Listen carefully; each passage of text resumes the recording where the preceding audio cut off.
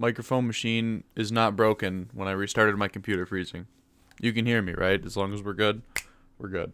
I also turned on ultra low latency, which actually I think helps with the stream delay.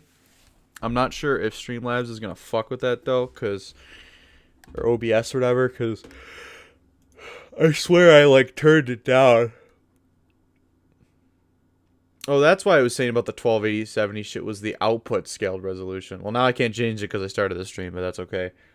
I haven't had issues the past couple days, so it is what it is. Yeah, I don't remember where I could change the stream delay, if I even can anymore. So, but there shouldn't be a bad delay. Alright.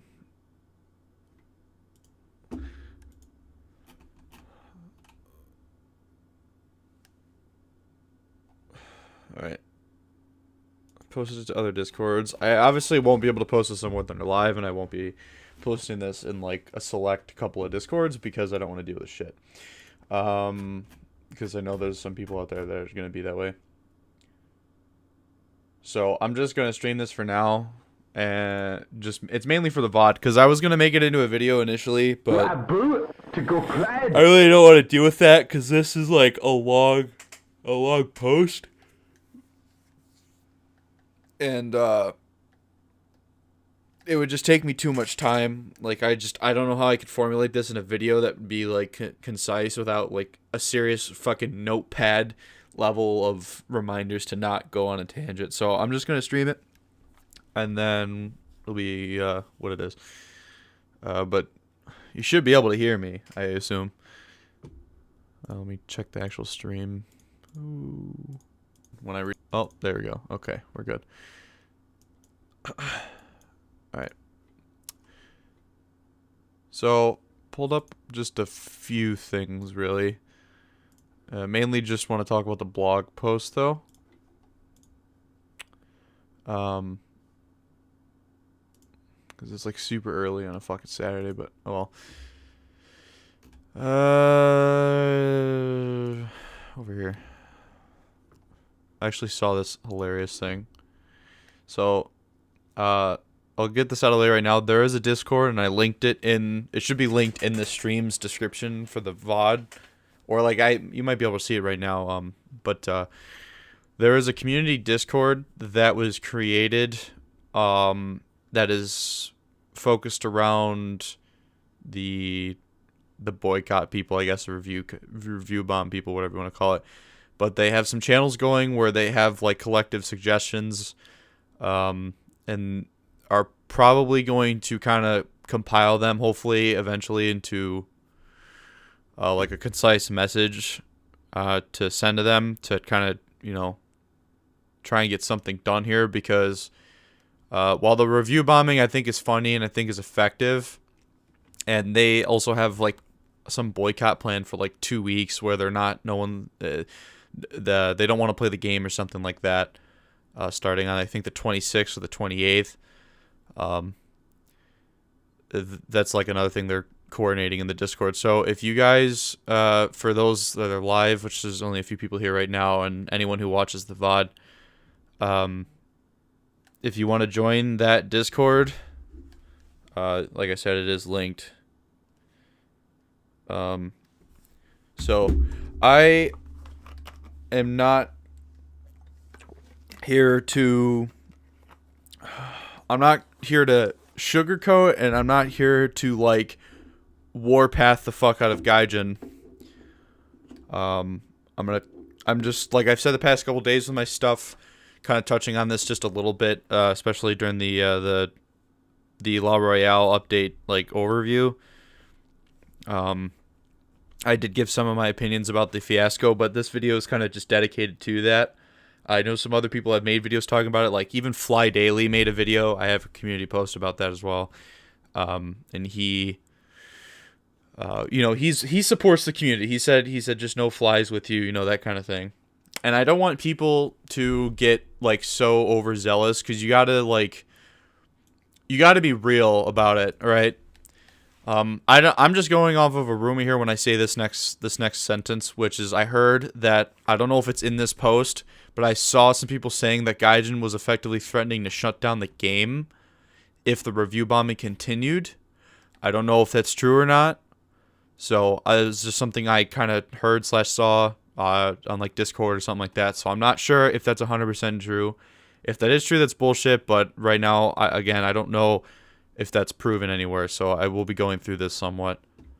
Yeah. So like I said, I'm not here to defend the game, and I'm also not here to call for the downfall of Gaijin in a way, because at the end of the day, like, this isn't the first game that's had this issue. Like, I've in the past couple of days for streams, I've been referencing World of Warships specifically, especially because I was following a lot of Flamu and other content creators' coverage about shit going on with World of Warships and wargaming. So, like, I've been referencing that because, like I said, like, it's not the first time that games have done this. Games, at the end of the day, while I hate saying this, games are meant to make money, and we understand that. And we understand that, like, there is a bottom line, but there is also, like, the fact that you are producing a product. Like, that is how capitalism is supposed to work. You are supposed to create and provide a product for people to get entertainment out of. And this is, like, kind of a thing with capitalism, like, in the gaming industry, like, I've noticed specifically, where all of a sudden companies think that they can, whether it's the free-to-play model or not, they can just so overly monetize their product to the point where when people actually give them shit, they suddenly have surprise Pikachu face that people are like, go fuck yourself, basically. So, that's kind of what I've noticed. Like, it was the same thing with Battlefield 2042. Like, remember, or Battlefield 5, sorry, and I said this before a couple days ago, when EA literally said, don't like it, don't buy it, and then they were surprised that nobody bought Battlefield 5.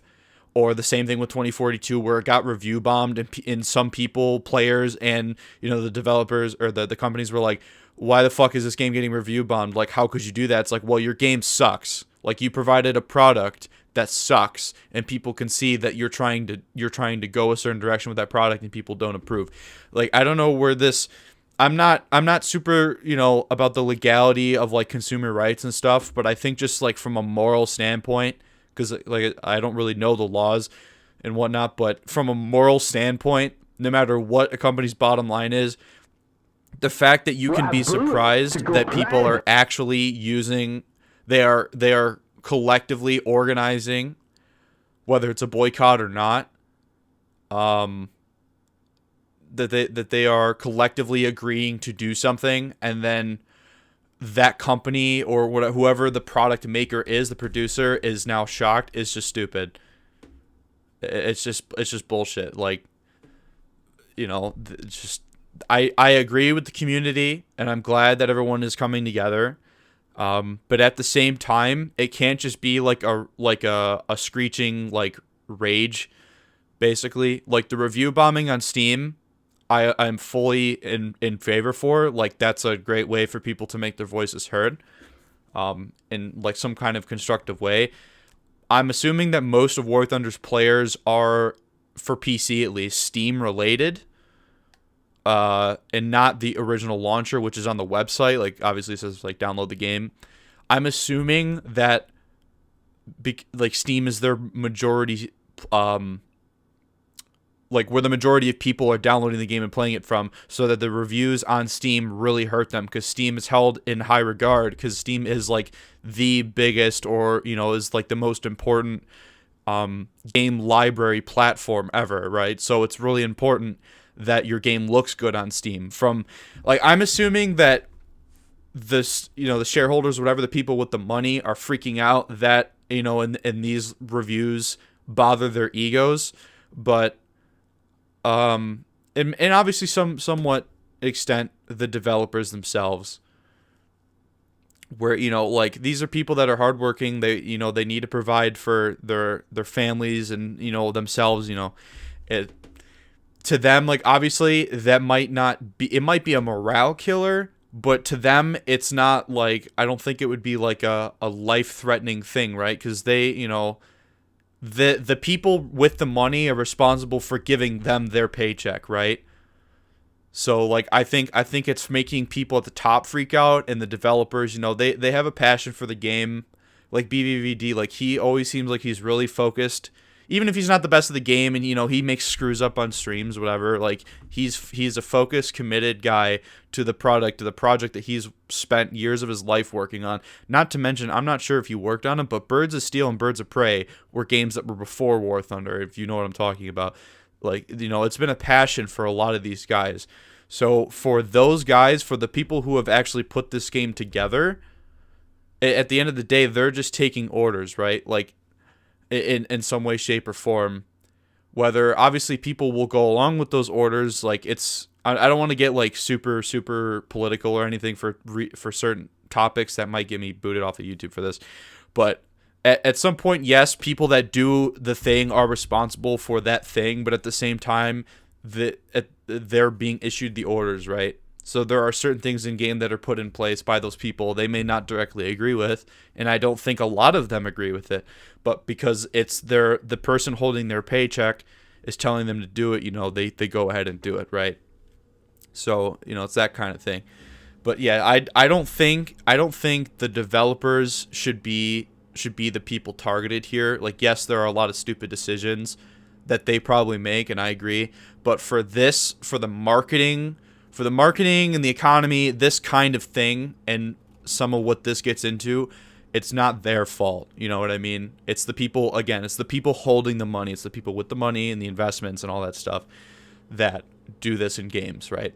So that's kind of like my opening statement here, even if it seems a little fucked up, because it's like 10 o'clock in the morning. Like, I've only been up for a couple hours, so my brain is not going to be functioning fully here, but I'll just try to get through it. So yeah, that's kind of my my opening thing. They did make a funny video though. I was gonna play it originally before I started talking earlier, but I'm just gonna save it. It was kind of funny though. I have had 1 cup of coffee, Tempest, so we're good.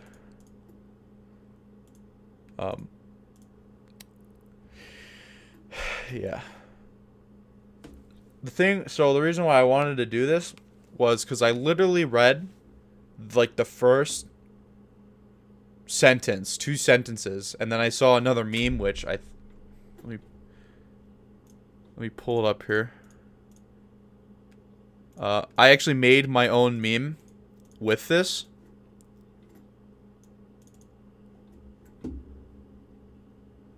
Like at the bottom here, I made this meme. This picture, this bottom part, is what I saw first. Player progression is essential. You can't give a player everything at once because it will overwhelm and make the game very difficult for them, and they will just leave it either immediately or almost immediately. This was like highlighted, right? And then this has been tested several times. And then it was a meme. I don't know who actually made the original of this. And then they took a cap, screen cap of all the other top, these top tier premiums. This right here is just straight up gaslighting. Whether people want to defend it and say that this is taken out of context or whatever, I don't give a shit. That's not, I don't care if you think it's taken out of context. That statement doesn't line up with this. That is bullshit. Okay? This is either, because this is supposed to be quotes and stuff stated from Kirill Unitsev himself, the creative director. Right? Whether someone's holding the money over his head or it's him holding the money over everyone else and he's in it for his own pockets, is one thing, but that to me that statement is just bullshit. And again, we'll get into it as well, but that meme is mainly kind of what got me into wanting to make this today. So and then also again the first sentence. So I'll kind of get into it here. I don't know if I'll read everything word for word, but this was a blog post they posted, what was it, yesterday now, 2 days ago? How a progression economy is built into free-to-play games and War Thunder in particular. Dear players, we see that you have many questions and observations about how the economy and progression work in War Thunder. Kirill Unitsev, creative director of Gaijin, is best suited to explain all this. Let me get some water here. So the first sentence alone is is just fucking retarded, okay? Because it's like saying water is wet in a way. Player progression is essential. You can't give a player everything at once because it will overwhelm and make the game very difficult for them, and they will just leave it either immediately or almost immediately, right? I think was that actually the screen cap? I thought it was read slightly differently, but let me go back to the image, because that was that? Yeah, no, it is. Okay, sorry. I just basically read the same thing twice. I thought that was a different part of the post. But yeah, like I said, that's what I mean with the gaslight. This is the first fucking sentence, or two of the post. And that's in one way, water is wet, and at the same time, that's also the biggest gaslight. Because like I said, the meme, right? This bottom picture. Which I think I could probably just keep that up on screen. Oh, I don't have the original anymore. Oh, there is the original. Right? Just leave that there. Right? That is literally the biggest gaslight ever. Because like I don't know if it's like disconnect or if it's just a flat out lie. I don't understand. Because does he not, like, has he never looked at the game and he's seen all these and, like, before making that statement? Like, yeah, no shit, in a game that's about grinding something, you can't give people everything all at once. You can't give them it for free. Like, basically, this is how I read it the first time. You can't give players everything at once because it will overwhelm and make the game very difficult for them. In quotes, you know, double asterisks. Unless they pay for it, right? And then they will just leave it immediately or almost immediately. They will leave immediately or almost immediately if they don't know what the fuck they're doing and they just spent $400 on your May sale on fucking premiums. Because Gaijin got their money anyways. These games don't have a fucking refund policy. Like, the only time I've ever had something refunded to me in World of Warships was where I accidentally bought a package, didn't use anything of it, because I meant to buy, like, the better, like, holiday package for a premium or whatever, because I bought the wrong thing by accident, and they refunded it to me, the extra money, but they didn't refund me all the money. They just gave me the other pack, right? Which isn't even, like, a full refund. That's, like, kind of a trade refund, right? So, that's the thing to me. Oh, we can't give it to them for free. Freeze, you know, should be in this statement. Because then they will leave almost immediately. How many people... Because there was always, like, negative reviews on War Thunder, right? But everything was mostly positive. Like, people have always said... Like, you see it on Reddit, you'll see it in the game, you'll see it on Discord, you'll see it fucking literally everywhere that you talk about War Thunder. Where people are like, yeah, I downloaded the game... And I played to like rank 2, and then I looked objectively at the game, and I realized, holy shit, I can't grind all of this in a reasonable amount of time. This game isn't worth my time, right? People with just the shred of like military enthusiasm, right? From whether it's like early World War, you know, like the 30s all the way up to modern day. Anyone who had a slight interest would maybe want to try War Thunder. And then they realize it's a waste of their fucking time. Okay? Like, this is going to happen regardless. And I said in my Cash Cow video, like, 2-3 years ago now, I said that the game was dying. Like, in a figurative way, and somewhat literally. And people were like, well, the game has triple the players on daily, so it's not dead. Figuratively, this game is the same fucking game, and it is dead in some way, shape, or form. It's just the same. It's just going through the motions, right? And yeah, the game may have more players now, but like, how many of those players are a revolving door, or how many of those players are really going to do anything consistently? Because most of those players will end up leaving. Or they'll buy 1 or 2 premiums, and then like you get a little bit of money from them, and then they're fucking gone, right? So that And they said this has been tested by us many times in different ways. What do you mean? What do you mean by that? Maybe I'll just finish the paragraph before I give my thing. When applied to our game, later vehicles are almost always more difficult to learn and play tactically in the controls and with its capabilities. Progression provides opportunities for gradual learning and engaging the players. Without it, the game... But you offer them $70 premiums instantly. There is no lock. There is no fucking progression lock. I have actually suggested this before a lot, and I think a couple of other content creators have as direct as we can to Gaijin. There should be a lock to the tiers. The same way... I should launch my War Thunder to show you. The same way that you are not allowed to just fucking research rank 8 from rank 1. You should not be able to buy... Or rank 7, sorry. You should not be able to buy a rank fucking 6 or 7 premium and do the same fucking thing. You should only be able to buy up to rank 4. Rank 5. Rank 5 is pretty much where vehicles start going from the more conventional, slight post-war to the modern technology, right? The things that are harder to learn, you know, that are the controls and their capabilities, right? They're all but that limits Gaijin's monetary gain. It limits Gaijin's monetary gain. How does it limit their gain? People are going to want to play the game if they're going to spend money anyways.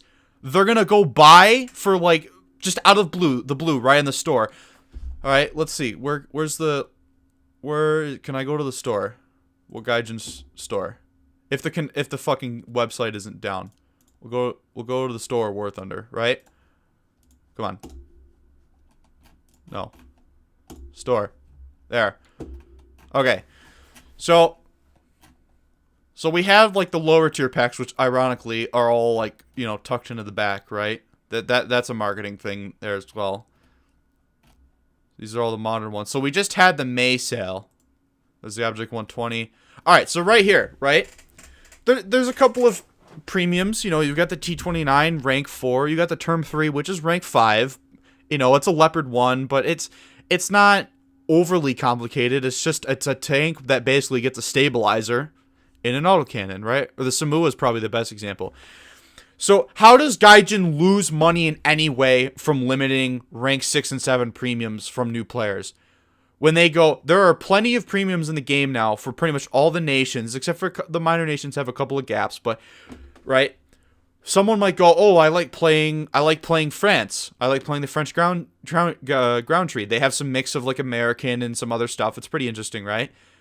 Oh, the Samoa is a good premium. Let's say, for example, Oddboz makes a video on the Samoa, or Spookston, I think, had within the past couple of weeks a video on the Samoa. It's a solid tank, and they go, oh, I'll buy this tank, and it'll kind of help me eventually when I get up to rank 4 or 5 or whatever with the battle rating. And then they keep playing France, and they use this premium, and then they go, ah, shit, well, my Samoa isn't really useful for grinding the AMX 40 and the Leclerc. And Gaijin is like, well, do we have a problem solved for you? Wherever it is. Here's the AMX 30 pack. That's another $60. Or, you know, for Air, it's the same way. Air, there's, like, lower tier premiums. And then eventually they're like, oh, I need something better. And I'm starting to get used to jets. Oh, I'll buy my Mirage F1C. The moment that they unlock, they're able to research rank 6. They should be able to buy rank 6 premiums. Or the moment that they unlock rank 7, they're able to buy rank 7 premiums. It's always going to be $70 fucking until there's a sale that happens like 3 times a year, right? Twice a year, 3 times a year, when all the vehicles are on sale. Like, people might say that the IS-6 and the Object 120 aren't, like, the meta-defining premiums anymore, but they're still pretty solid vehicles. I still play the IS-6 and the Object 120. Right? How in any way is there a limit? And this is just the store page. I don't even have War Thunder pulled up. We all know how many premiums are in the game. You can buy Golden Eagles directly. You can buy vehicles off the marketplace. You can use Gaijin. I haven't even touched the market. There are hundreds and hundreds of dollars per player. here to spend on. And if people want something now, they will get it now. This is just the $40 to $70 premiums on the store page. Let's not even account the Battle Pass that got added, okay? The Battle Pass was another monetization scheme that Gaijin finally introduced into the game. And then what did Wargaming do, ironically, for World of Warships? They added in a Battle Pass, because it's another free-to-play monetization scheme. We're all used to Battle Passes by now in free-to-play games. It's pretty standard, right? There are, like I said, there are hundreds of dollars per person in this game now. More than when I started in 2013, 2014, there was a certain amount of vehicles in the game. And there was a certain amount of premiums in the game. And that was pretty much what you played. And then you mainly played entry vehicles. Right? There are more monetization options now. There are 4 times the vehicles now than there was when I started playing the game. Because when I started playing the game, it was just airplanes. When a lot of people started playing this game, it was just airplanes. And now there's tanks and there's ships. Unfortunately, naval sucks ass. So, you know, not every single player is going to maybe buy a premium ship. But you're seriously telling me that Gaijin thinks that they can't fucking monetize this game if they just stop being pieces of shit? Like, I wanted to buy the pre-order M1 because it looked cool and it would help me play my 10-3 lineup. Me as an like a veteran player, right? I've seen people's text trees. Actually, I had a picture. I might have accidentally X'd it out. I'm gonna scroll up in the Discord here because I think did I save it? Let me filter here for a minute. Did I not? I didn't take that guy's screenshot. I just saw a screenshot earlier from somebody in the Boycott Discord, Player Union Discord, whatever it's called. That is like fucking hilarious, right? Because all this really stems from was you know, them messing with repair costs and SL gain, and like I said in my stream yesterday, if on average most players are noticing a significant decrease in their average earnings per match or whatever, here's the picture, then you know they're going to be upset about it. This is someone on the Discord. Sebas Kitten, if you're watching, shout out to you. This is his fucking British air tree. Okay? At one point in the game, I was looking at this exact same fucking wall of red, except I didn't have the Brigand, the Hornet, the Whirlwind. I didn't even have the Swifts. I didn't have the Shackleton, the Lincoln. The Lincoln was added a while ago, too. I remember looking at a wall of red when it was like the naval line and the bow fighters and the what do you call it? Mosquitoes and shit, right? When the mosquitoes, I think, were actually in a different spot in the tech tree. My vampire, before I had bought my vampire, my venom, and my attacker and all that shit, right? Look how many premiums he doesn't have bought, by the way. I see one down there. That's probably a jet. It starts with an M, right? That is right there. That's what, a Hellcat? Or not Hellcat. That's the premium Hornet. That's one of the 2 Spitfires that they just sold in the May sale, by the way. I think that's the Mustang premium or whatever the fuck that is. Right? This is just one example. And look, he's got the Wyvern. He's got the Churchill Croc, which is the Battle Pass, which he had to obviously probably, I'm pretty sure, pay for to even obtain that. Otherwise, you don't get that in the free pass, I think. The Black Prince, which is if you like me, buddy, I feel bad because the Black Prince is not that fun. But yeah, this is just the air tree, okay? And even as a content creator, like, I don't play the game religiously every day like I used to when I was younger, when I started, and I've always kind of been on the low end of SL. Like, I used to have, what do you call it? I used to have. Why did I just have a brain fart? I used to have at most 50 million SL, I think I ever had, and I would kind of hang around there. Now I only have like 10 million, right? which to some of you that might seem like a lot, but there's plenty of content creators I know and long-time just normal veteran players that they play the game religiously every day and they're very good and they earn a lot of SL. You know, I don't play the game that... Oh, the Churchill Croc was free. Okay. Well, anyways, you know, they have like hundreds of millions of SL. They never will run out of SL. Well, that's the existing veteran player base, but most of your player base, Gaijin, is fucking broke. Okay? And Gaijin knows it. They know at one point in time, some of the biggest income from Gaijin wasn't even their vehicles, it was people that would buy, but they would buy Golden Eagles to buy Silver Lions, which 3,000 Golden Eagles for like 1 mil Silver Lions is retarded. Think about it this way. Let's see. Most top tier jets, except for some of the new ones they've added, which are over 400,000, were around 380,000 RP. The Golden Eagles required to get one top tier jet is around 8,000 Golden Eagles to fully research that if you want to skip through a plane. And then you have to buy the SL for it. Let's say you're broke. And I think the top tier, some of them costed 1 mil, just under 1.1 mil. So you're spending an extra 3,000 Golden Eagles if you want to buy and crew that. To be able to afford that. That is over 10,000 Golden Eagles. That is $50 for an in-tree vehicle. If you really want that specific historic vehicle, that is $50 fucking dollars for one vehicle that does not get premium bonuses. It doesn't get a low repair cost because it's not a premium. You know what I mean? That's $50 for one specific airplane. When Gaijin added the Tomcat, the F-16, the A-10, plenty of other vehicles, the Abrams, the T-80B, BVM, the T-72B3, the Leclerc, the first Ariete, anyone who wanted that vehicle instantly, and everyone knows it, you know that for a fucking fact that most people within the first 2 fucking hours of the update going live and you're playing and you see them flying around in F-16s and they've got their max missile loadout, they spent at least $50 on Golden Eagles for that update for one specific vehicle on top of the pre-orders and everything else.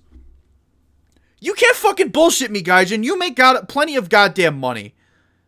Plenty of goddamn money per player. That is fucking bullshit. Maybe, just maybe, your little baby of a fucking game, right, that you've worked on for a fucking decade should have been the primary focus. Publishing, I'm not sure how it works for Enlisted, because I know they're just the publisher for Enlisted. I'm not sure if Gaijin forks over the money for Enlisted servers. I'm not sure. I'm not on the tech level how that is. But if they are... Any other major Gaijin expense outside of War Thunder might just be stretching a little bit too thin, right? This happens everywhere in human society. This happens with real countries. This happens with military shit. This happens with companies.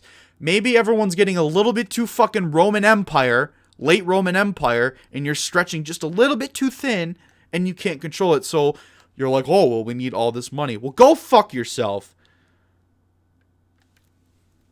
Enlisted, I enjoyed Enlisted. I think it's a cool game every now and then to play like a casual shooter. Like, I'm not the biggest shooter fan anymore, but if I want to play like Heroes and Generals, I don't even want to get started on that game. That game is a cash cow. Was pretty fun, but Enlisted kind of like fulfills that niche for me, and I don't play it super often.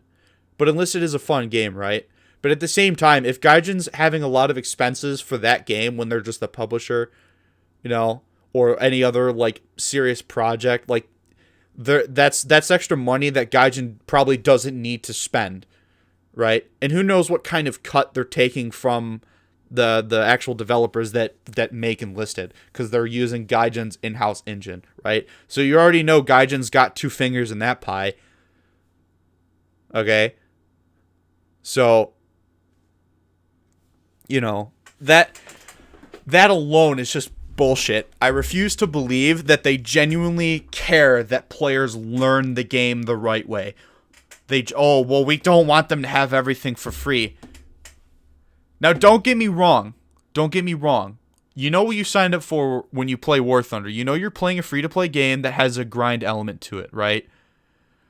And there was somebody on that Union Discord. I'm not going to say their name, but they were saying, like, they were trying to combat the arguments of people saying stuff about the economy and the grind. It is a straw man. I will say this right now. I should have said this earlier. It is a straw man by anybody to suggest that the player base wants everything for free. That is a straw man argument. That is bullshit. Because that fundamentally changes how the game is played. It's not like DCS, right? Where you download DCS for free and then you're paying for a high res module. Let's say you're just, because DCS, like, you can own multiple planes, but let's say you want to just fly the F-15E Strike Eagle or the F-14B Tomcat in DCS, right? You download the game, which is for free, and you pay basically AAA price for a simulator of a vehicle that you want. Now, of course, like older games like Battlefield 3 and 4, like, you had the DLCs, right? So let's think about it this way. Let's think about you download DCS and you buy the F-15E Strike Eagle, which I know is still not out yet, I believe, right? For AAA price, like $70. Okay? And then you maybe want the other, let's call them DLCs. You get like a cheaper plane or whatever. You actively paid for that experience, and that's what you're going to get. You paid $70 for a high fidelity simulator of a specific thing, because it's a simulator. That's what you paid for. That's what you get out of it, right? That's different from War Thunder, where you download the game and the game is laid out for you. You can get all these vehicles if you put in the time and effort. But if it's too much fucking time and effort for free, people are going to be, you know, they're either going to not play or they might buy a premium or two. And then on top of that, when you buy premium time and premium vehicles and all that bullshit, and the game is still too difficult or still too time consuming to play, that's terrible. That's not a good fucking product. Right? My DCS analogy was kind of okay, but for more serious analogy would be Battlefield. You buy Battlefield 3 or 4 for $60 back in the day. There's a set amount of content to play, and then the developers drip feed other DLCs over the game's lifespan. Now, of course, people always do want something new. I understand that is a thing. But at the same time, people still go back and play Battlefield 3 and Battlefield 4. Specifically more Battlefield 4, because Battlefield 3's, especially in PC with the battle log and the browser, it's stupid. But I still would go back and play Battlefield 4. I'm just not a big first-person shooter guy now. But when I'm in that itch, I'll go play Battlefield 4. Right? And then you pay, like, what was it, $30, $40 for the DLC. So over time, you know, they were making money and whatever. And back in the day, companies survived on that. But now, free-to-play games have no excuse to be over-monetized. They have no excuse. When every single fucking pixel vehicle is as much as a AAA game used to be, you are making just multipliers level of money versus what those companies used to make. You are making tons and tons and tons more money in a shorter amount of time than what EA or DICE used to make when they would release one fucking game every couple of years. That is insane. Seriously. Halo, every time a Halo game released, it was $60 or whatever, and then maybe there was some DLCs, and that was it. And that was all the money they made over a couple years' time until they had to release the next game. Okay? And now you're telling me that you can make 10 times that amount every other couple of months, and you can, wait, we need the game to be funded? Yeah, no fucking shit, asshole. You make so much more money. That's bullshit. That is bullshit. That is a bold-faced fucking lie, or that's greed, or that's some sort of cognitive dissonance that's just not genuine. Just wait until I get to the part where they beg us to stop Steam review bombing. How far down is that, by the way? Because I might just skip through it, but like I've been saying, I find it hard to fucking believe that they care so much about the new player. Oh, we care so much about the new player. We don't want them to get in over their head. How many fucking times did you see people with the SU-25 frog foot just fucking plinking into the ground because they don't know what a goddamn air brake is? Okay. Oh, it's at the bottom? Okay. I mean, really. I meant to source this earlier. So I just watched Ash's video. Shout out to you, buddy. And he had a value that I had heard through the grapevine as well, unless Ash had told me it directly a long time ago through a source that he would not disclose, which I don't know who the source is either. That I think it was the terms he said alone had made well over $1 million, at least $1 million or something like that. At least $1 million, most likely well over. That was one fucking vehicle. All right, just for Google, I'm just gonna Google this. How much money did Halo Reach make in its first week? Let's just do 200 million on the first day. There's 200 million on the first day. And I mean, it was Halo Reach, right?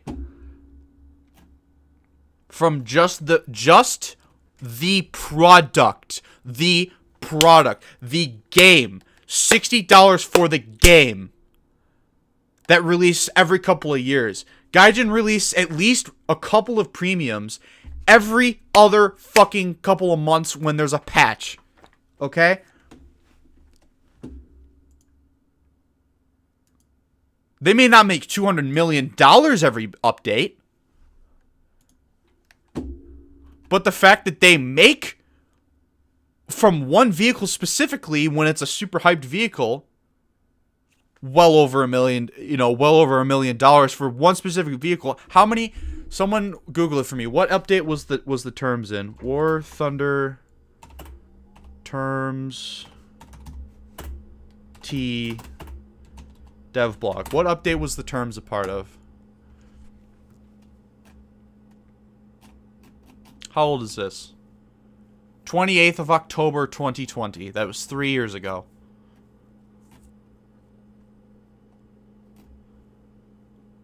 Dev blogs. New Sky. What was this? Was this new power?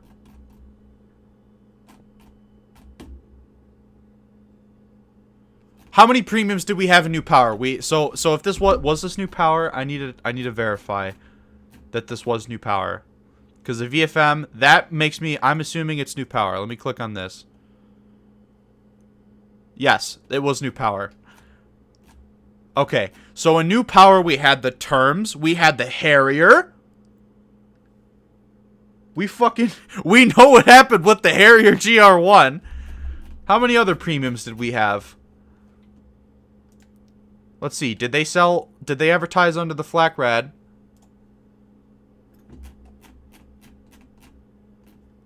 Any premium? What about the Lorraine? Probably because it's not a high tier, that they probably didn't advertise it. So we're gonna Google it. War Thunder new power news.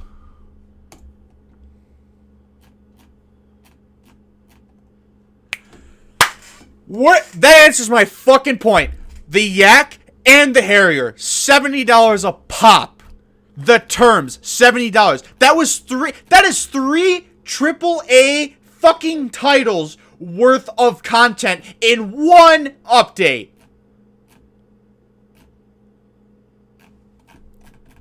Battle Pass feature will be available later. Oh, let's not even forget the fucking Battle Pass. Or $60 a pop, sorry, not 70. That fucking $10, who gives a shit? It's an extra $10, whatever. Tomato. Yeah, all of which were fucking ridiculously broken. Or were ridiculously spammed at the very least. The Harrier the most overpowered out of all of them. That's fucking Halo Reach times 3 at once. That's bullshit.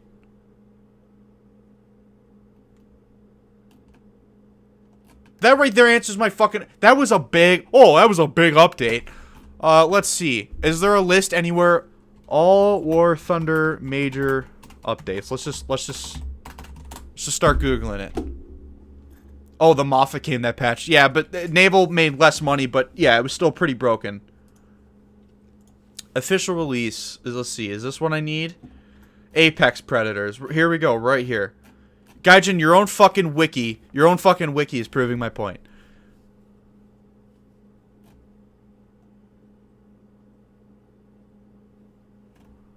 Oh yeah, I forgot about Crossout. That game was super fun, by the way. But it got boring really quickly, unfortunately. There wasn't much to it. New Era. New Era was like kind of the first couple of Cold War vehicles. These were all the new vehicles. The Grizzly was a premium, not top premium, but premium. The B6, I think that AM42 is the premium. The Hornet Mark III, is this the premium? No, that's the normal one. The T114 was a premium that was added. Oh, it shows the icon right next to it. Yeah, B6, Grizzly, T114, KPZ M47, the whole reprototype. I own the M47 and the Grizzly, so yeah, I know that. Yeah, that was New Power, or New Era. Sorry, Vive la France. The Narval, I already know. This was maybe a lesser patch? Is it all categorized? New vehicles. The list isn't there, but it was the French Air Tree. So we had the Valtour Premium, I think, as well at that time. Right here. 9T, the Narval. That was the pre-order. These two, I think, were the pre-orders. I think this got added later, but I don't know. Right? Close out those two. Oh, whoops. Did I accidentally? Whoops. Go back. Right? Now remember, this is another thing to keep in mind. Every single update, there are more and more vehicles being added to the game. Alright, that was a point I wanted to make importantly earlier. There were more and more vehicles being added to the game, and over time, as these updates have happened, Gaijin has fucked with the economy more and more. One thing I just used on Discord, a couple of people will know from when I just said that.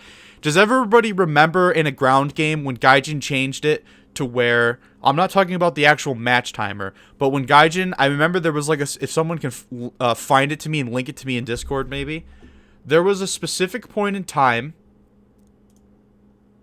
if you guys can find this, link it to me in War Thunder, at me with it on my Discord. Which, by the way, if you want to help out, I do have the Discord link in the description as well, so if you want to post this. I remember somewhat that Gaijin had specifically had a post about how they were changing some stuff in the economy. So, for instance, the longer you stayed, I think it's like about after 15 minutes, you earn less, basically. I had a couple of matches back in the day where I would play, and I know specifically in the Air Yeti, my Air Yeti was talismaned, and I had premium time. And I had like a 15, 17 maybe kill match on Rhine in a night battle. I played the entire match timer out, and I earned like 50, 60, almost 70,000 RP and like 500,000 SL, okay? Do you guys remember that? Yeah. And you got more score. That was actively anti-grind. They just straight up were basically like, oh, you play a match longer? Well, fuck you. Whether it was to fix some sort of like bullshit exploit that a couple, yeah, Ariete, whatever. I say it because look, I am an Italian, and I'm just going off, right? Ariete, whatever it is, Ariete, whatever. I just call it the Ariete because that's what I've been calling it forever now, right? Either way, whether it was to counter some bullshit exploits that some people did, who fucking cares, right? Because most of the time matches didn't even go on that long anyways. But there was a specific point in a match where you literally did not, how was I going to say that? There was a point in the match where you actually would, you would keep gaining stuff. And now Gaijin made it so there is a point in the match where that no longer happens. So after playing for a certain amount of time is completely pointless. Even if it's like a really, really good match that you're having, right? After a certain amount of time, there's no point in playing that match. Now I understand. I know there are some content creators. I don't know about the general player base, but I know there's some content creators out there that I've spoken to that do not like really, really long, drawn out games. That's totally fine. That's totally fine. And I'm sure they also would agree with me that it is stupid that after a certain point in the match, the game basically capping out your earnings is bullshit. Like, we can disagree on a longer drawn out match. They may not like it. But if they're still going to go and play that longer drawn out match, I think they would agree with me that they should be rewarded for playing that match longer.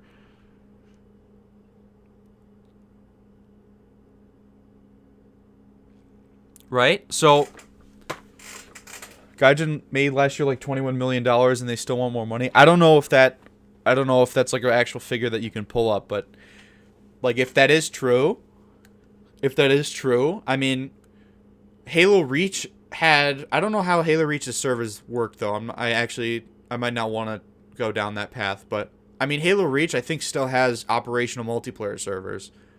Halo 3, was it? Halo 3 or Halo 2 still had operation, like they were paying for servers. Of course, they weren't paying for a gazillion of them, but the game still had support for over a decade, right? I'm not saying Gaijin's out here making $200 million, you know, like that, like crazy, like Halo Reach did, because Halo Reach was a big deal.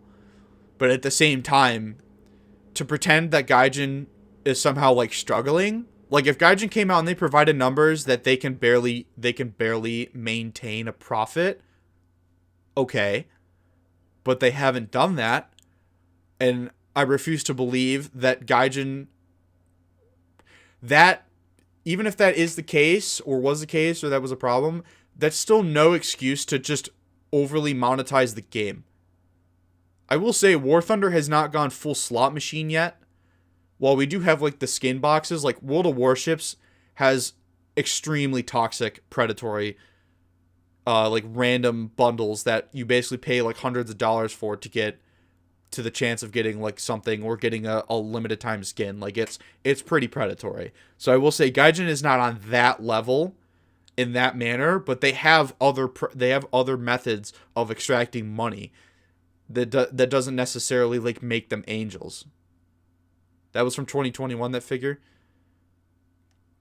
Oh, that's true because of quarantine. But then again, like they're still on daily cap. There's still like 150,000 people. Like the game has more players now than it did in 2018. And like I said, like New Power was 2020, right? That was like middle of COVID. Yeah, the bundles and early access, right? Let's see, hot tracks and vehicles. So these have premium labels. Oh, right. It's kind of different for every page. Hornet Premium, Quadriarmor Premium. That's, oh no, wait, whoops, that's the event. I want to include that. Sab 105 Premium. That's like $50-$60. That's like $50-$60 worth of Golden Eagles. The events. Let's not even like, because this is where the marketplace starts getting into it, right? The marketplace is even more of a money grab. Like, or I should just say, to be nice, another source of income. The Polo, which Snailpills, right? That was Hot Tracks. Extra Strike. Premium. Everyone bought this for sure. Attacker, I'm not sure about that, but it is a premium. Low tier premium. Squadron Vehicle. How many people actually research out the Squadron Vehicle and didn't just pay like 8,000 Golden Eagles? Which again, you can't just buy exactly 8,000 Golden Eagles, I think. Actually, no, I think you might be able to make custom purchases now. But either way, that's about $50. Little less than $50. That other premium. Right? Right? That's all right here. Like I could go on and on and on and on. Red Skies I think was a pretty big premium update, right? The SU-7, everybody bought that. A lot of people probably bought the Sea Vixen. The TAM, pretty good tank. The same as the WMA. You know. And like I said, these are just the updates. These are just the pre-orders and stuff. These aren't even including people on the daily buying Golden Eagles, buying Gaijin coin, whatever, you know, that kind of thing. Right? So, you know, that's my point. That's what I'm proving, is that I think it's bullshit if they're crying wolf that they aren't making enough money. That's bullshit.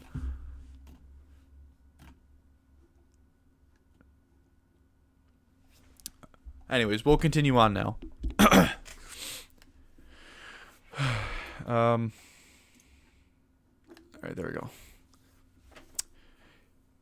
Let's see. Addition.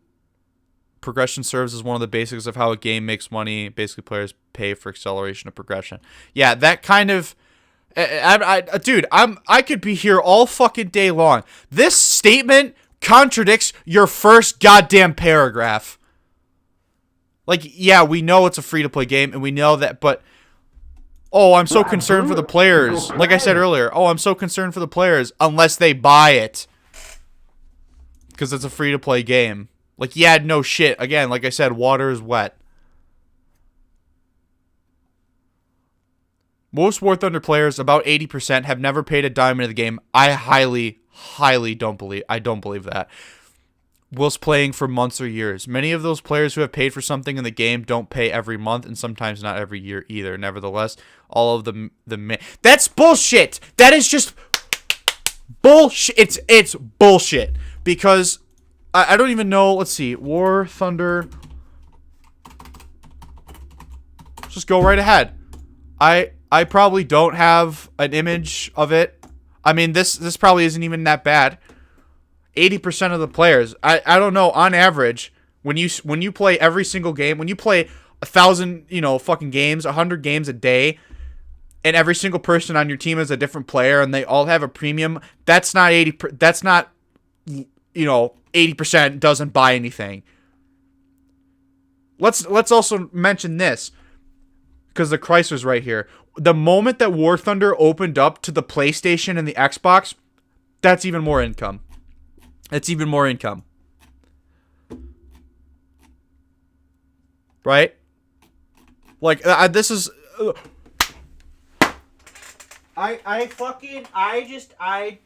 I answered it again. Whoop, I knocked that over. I answered it again. What did I...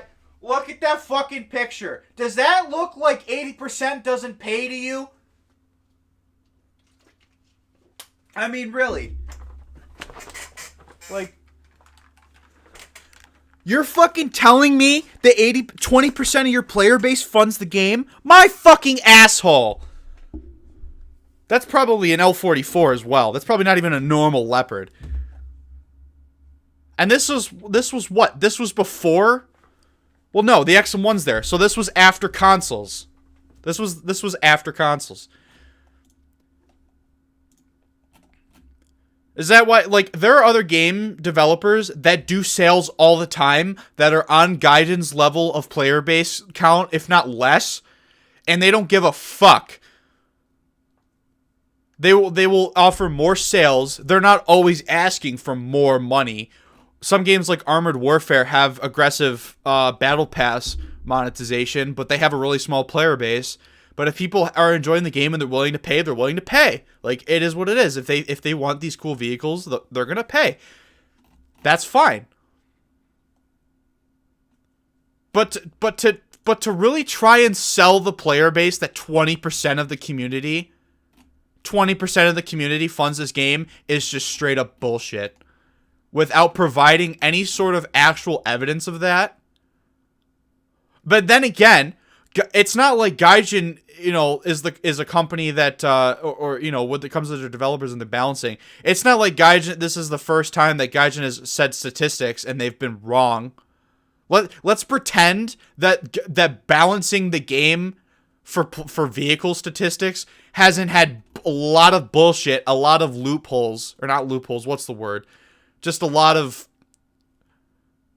coincidences, or whatever the word that I'm thinking of right now. Let's pretend that Gaijin has always had perfect statistical information and that there aren't outliers and there aren't inaccuracies with statistics.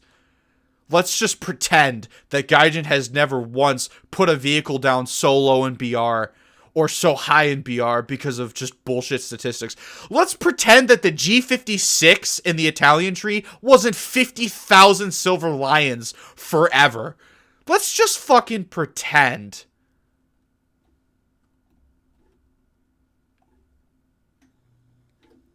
Can you guys not see that, chat? Here. I'll do this if it's easier, because I don't know why that chat isn't doing it. I'll try to keep this up on the screen. Is it gonna go away if I click? Yeah. Well, I'll just try not to click, but I'll do this.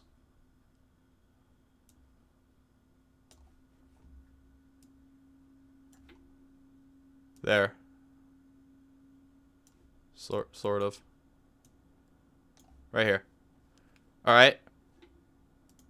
There. Let me close out of this. Let's just pretend that Gaijin, you know, the G50, like I said, the G56 wasn't 50,000 silver lions, and anytime someone was like I'm not gonna do it, but like if I really wanted to focus on it and go dig, like just dig for details, I could find the stupidest shit that has been said in the CC Discord. I could find something where they've given some kind of answer that I'm gonna go ahead and say that it's not the person who says it's fault, because they're just relaying what the developers or whoever is responsible for that is giving them, right? But I could find a couple of stupid fucking answers from Gaijin. I could find a couple of just like out of touch. Like, do you not understand that that is a statistical loophole? I mean, really. Trying not to peek my mic. Fucking OBS is showing it. I'm trying to be normal, but it is just fucking retarded. Because no one else will say this. No one's gonna be as brutal probably as I'm being. Like, I'm not calling for any sort of just like, you know, some serious bullshit, but I'm just pointing out. I'm just pointing out the history, right? And I'm calling the bullshit. Cause this, no, like, seriously, this is retarded. This is as retarded as that Mark 82 Snake Eye, okay? It's bullshit.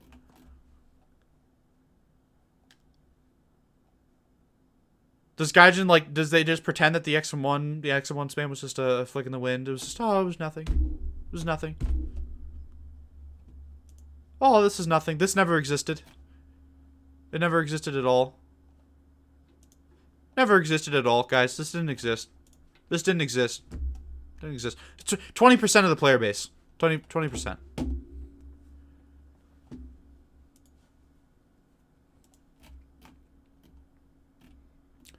You know, I'm gonna sidebar here. There was something Ash said in his video where he thought that the what the community is doing is kind of an overreaction in a way, or that like get him inserting himself into what I'm kind of doing here is like it makes the game more hostile, makes it worse. Like yeah, I'm being aggressive and I'm being angry about it, but at the same time, you know, people want to hear, like, they need to hear this, right?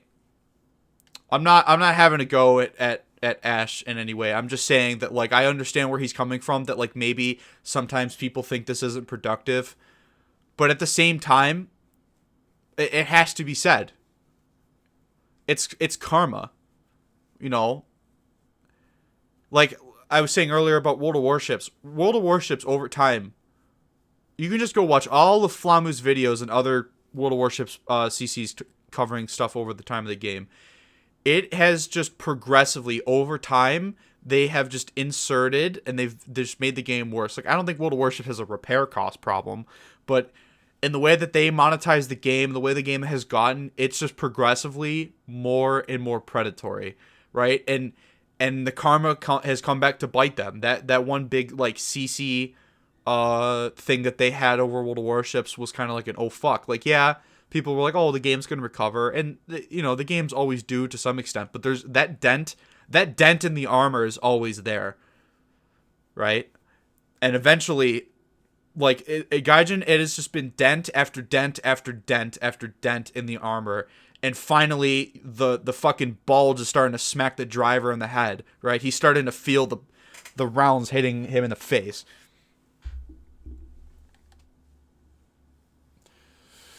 So, because I've been seeing it. It's like every time there's a battle rating change or there's an economic change and everybody's like, these are really stupid. Don't do that. Because they're like, they go in the forums, oh, here's the feedback channel. Make your voices heard. Tell us what you think. And everyone's like, this is shit. Don't do it. 2 days later, oh, we put a supersonic jet down to 8.7. That's I don't think there's a supersonic jet at 8.7, but that's what I'm saying. It's just like everyone's like if Gaijin was like, if they were like, we're gonna put the A10A late down to 9.3, right? Because I think the premium Frogfoot was 9.3, right? But let's just say, right, the entry A10A late, which can carry 4 AIM-9Ls, got moved down to 8.7 or 9.3, sorry. Gaijin's like, in this battle rate change, oh, we're moving it down to 9.3. And everybody's like, do not do that. Do not do that. And Gaijin goes, la la la la la la la, haha, 9.3. And then all of a sudden there's surprised Pikachu face when everybody freaks the fuck out that the A10A late is at 9.3. Like, go fuck yourself.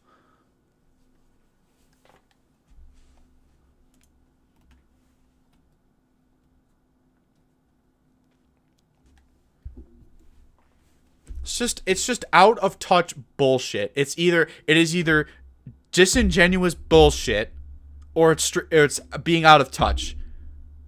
And as one of my longtime friends, Discord friends, has said about War Thunder, something I'm going to kind of paraphrase here. He said, never attribute Gaijin's actions to pure malice or pure stupidity.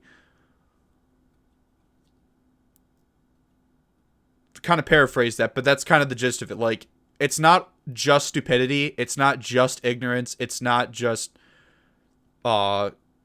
malice. It's, you know what I mean? It's like, what the fuck? Like, take a step back. Because if they care about this game and they still want it to be a game and they still want to monetize it, then maybe, just maybe, when you have a battle rating change proposal and you decide to move some stupid shit down, because you're going to get criticisms from everybody. People are not going to agree and disagree on every little change, right? But if there are some objectively bad ones, and I will say this, every single content creator that has ever participated in direct feedback in the content creator Discord, when there is a serious battle rating change of a vehicle, everybody's like, do not do this. Like, there's no reason for it to be here because it's bad. And everyone unanimously agrees that it's bad, and Gaijin still goes ahead and adds it anyways.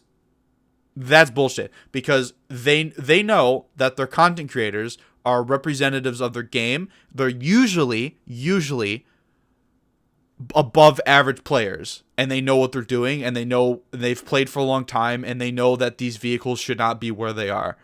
So when some of your best players or most seasoned players are telling you this is a bad idea, and then Gaijin will, I'm not kidding you, will literally basically give us a response through their spokespeople. They will literally give us a response of, well, according to our statistics, because that's a long time phrase, according to our statistics, that's actually not true. That's the dynamic. That's the response. So if you want this game to actually be played, then maybe you should fucking listen more instead of just posting a spreadsheet and putting your fingers in your ears and then jerking yourself off with your feet as you fucking implement the change. All right? Like, really?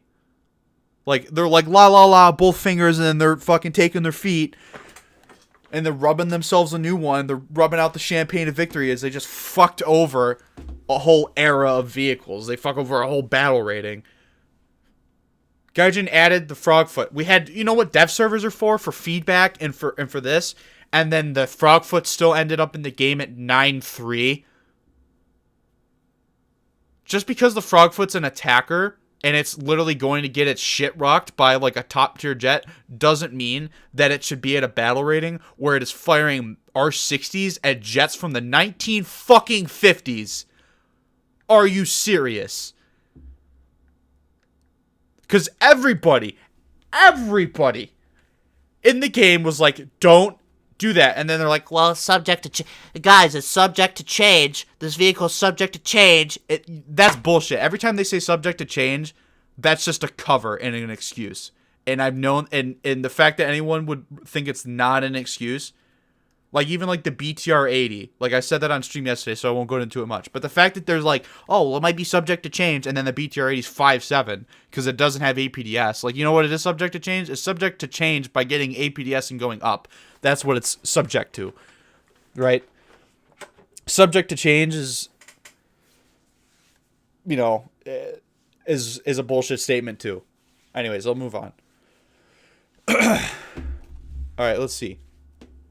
What did I read this? The fundamental difference between paid games and fair free-to-play game fair play, sorry, free-to-play games is that you don't have to pay for free games, and most players don't have to pay to play free games. Well, your recent economic change basically almost made the game pay to play beyond rank 5. So go fuck yourself. I read that. Okay.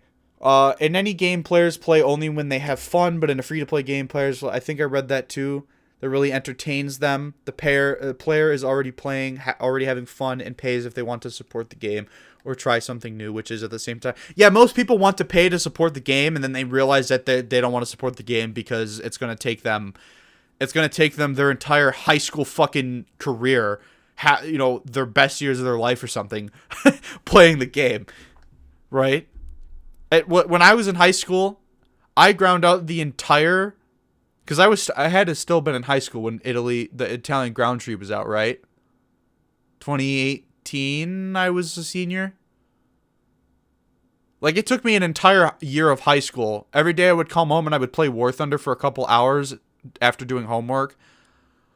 And then on the weekends, it took me like my entire senior year to research a full tech tree. And that was me playing pretty much at any opportunity I got outside of school. Okay?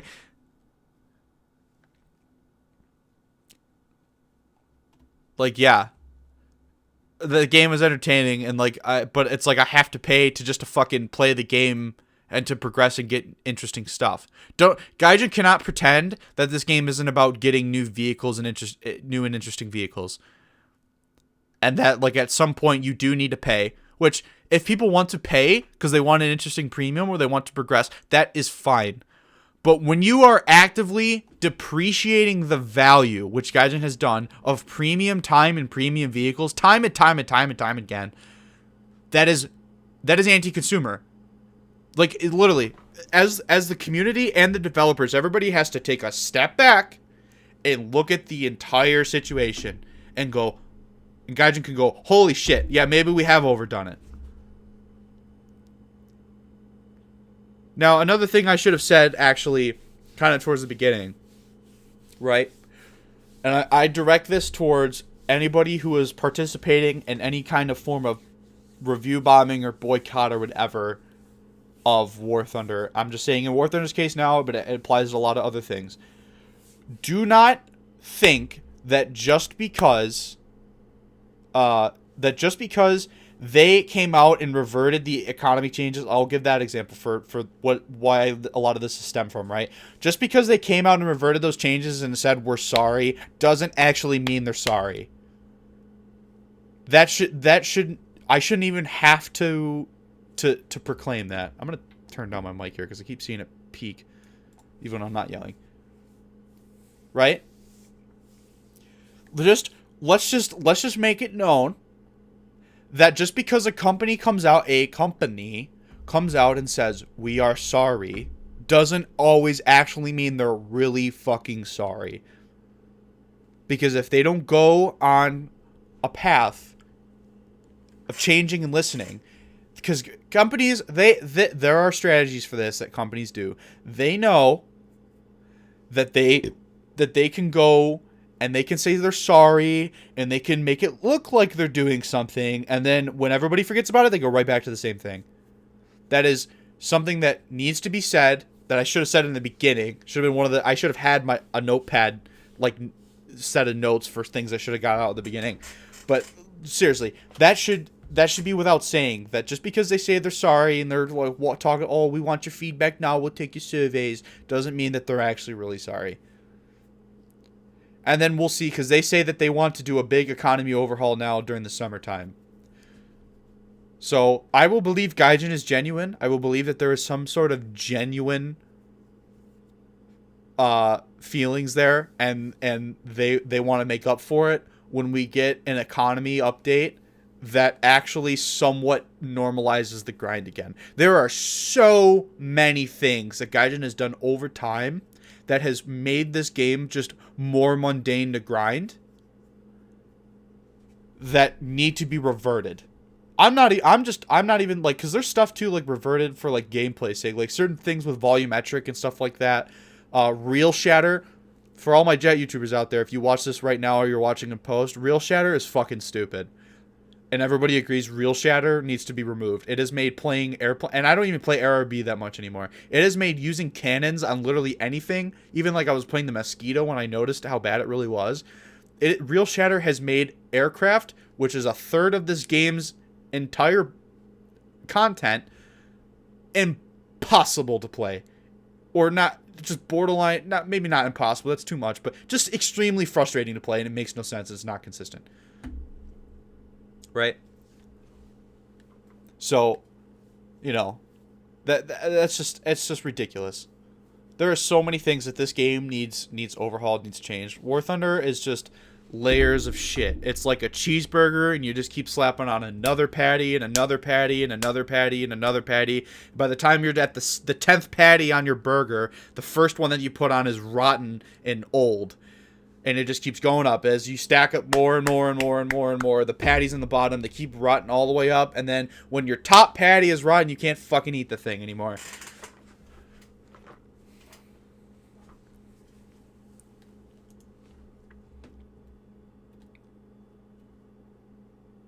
Alright, let's see. Let's continue. Hence the unobvious conclusion. The less you have to pay to play the game, the more differently priced paid options it should have, so that those who can afford it can spend more, and those who can't or don't want to play.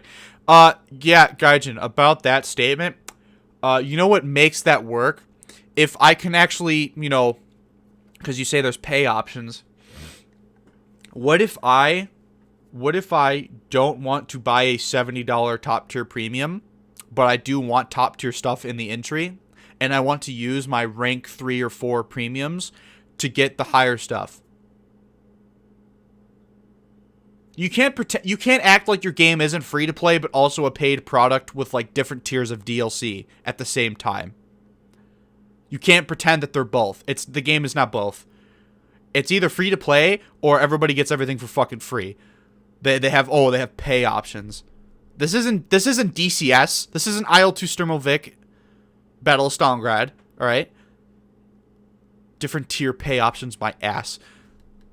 Your pay option has less value the more you progress through the game. Like, that's so stupid. If that is the case, then I should be able to research the M1 Abrams in the same amount of time with a fucking tier 2 premium than it would take, the same amount of time as it would take me with a rank 7 premium. Like, seriously. Oh, Hansu, the less you have to pay to play the game, the more differently priced paid options it should have. I'm not buying a fucking watermelon from the local farm or the factory farming that happens out west. Like, what?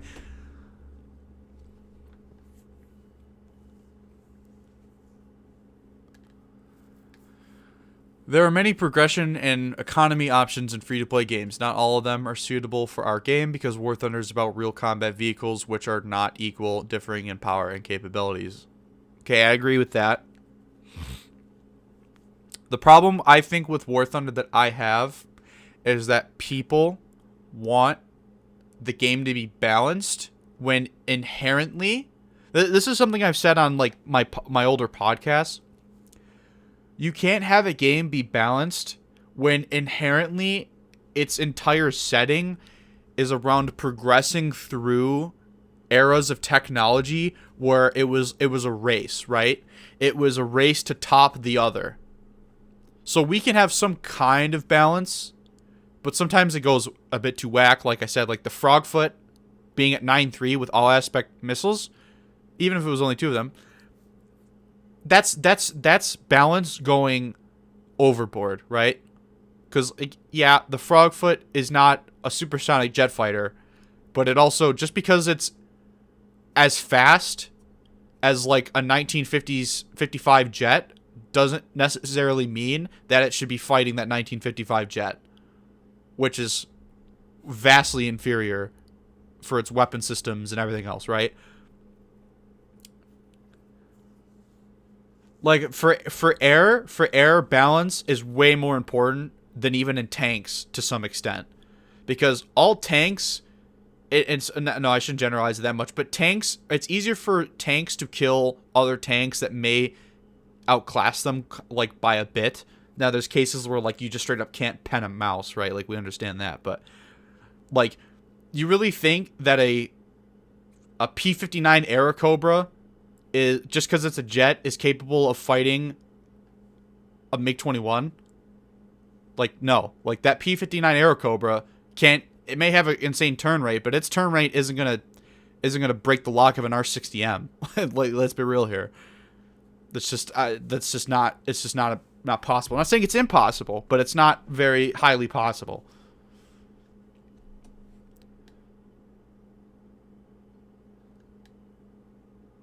So that's kind of what I'm saying here. Like, War Thunder at a certain point has to be asymmetric, because, like, yeah, we had the F-86 F2 Sabre and the F-100, and then Russia was like, we'll make the MiG-21, and the MiG-21, like, yeah, the first MiG-21 does face the F-100, but like, what I'm saying is that sometimes there is asymmetric warfare that makes sense.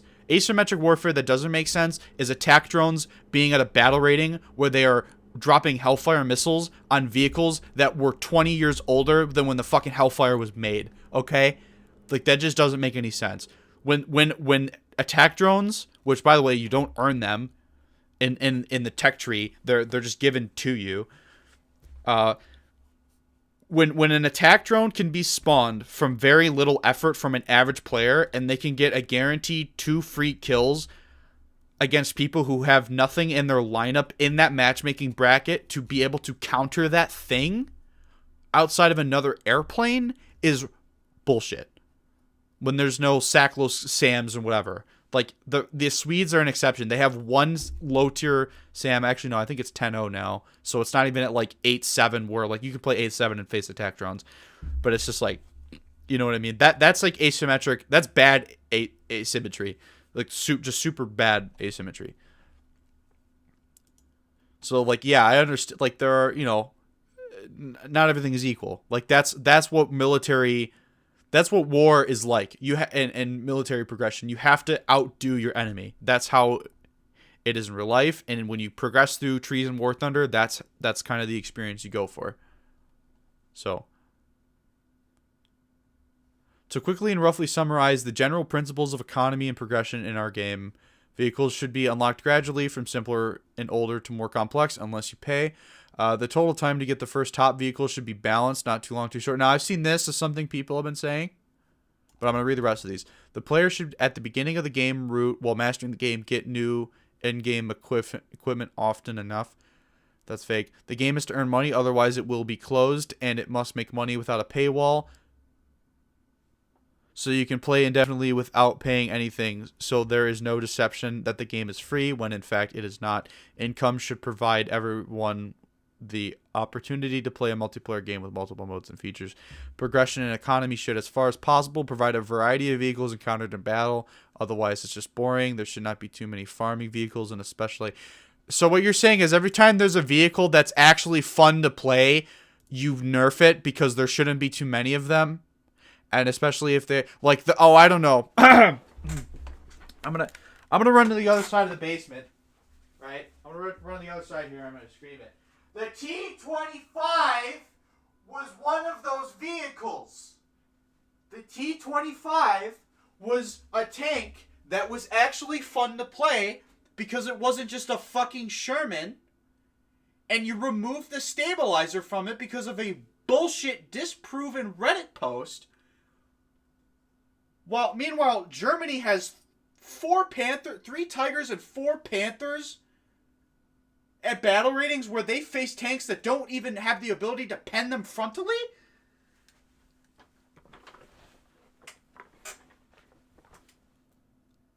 The T-25 is the perfect example. Oh, there's not too many farming vehicles.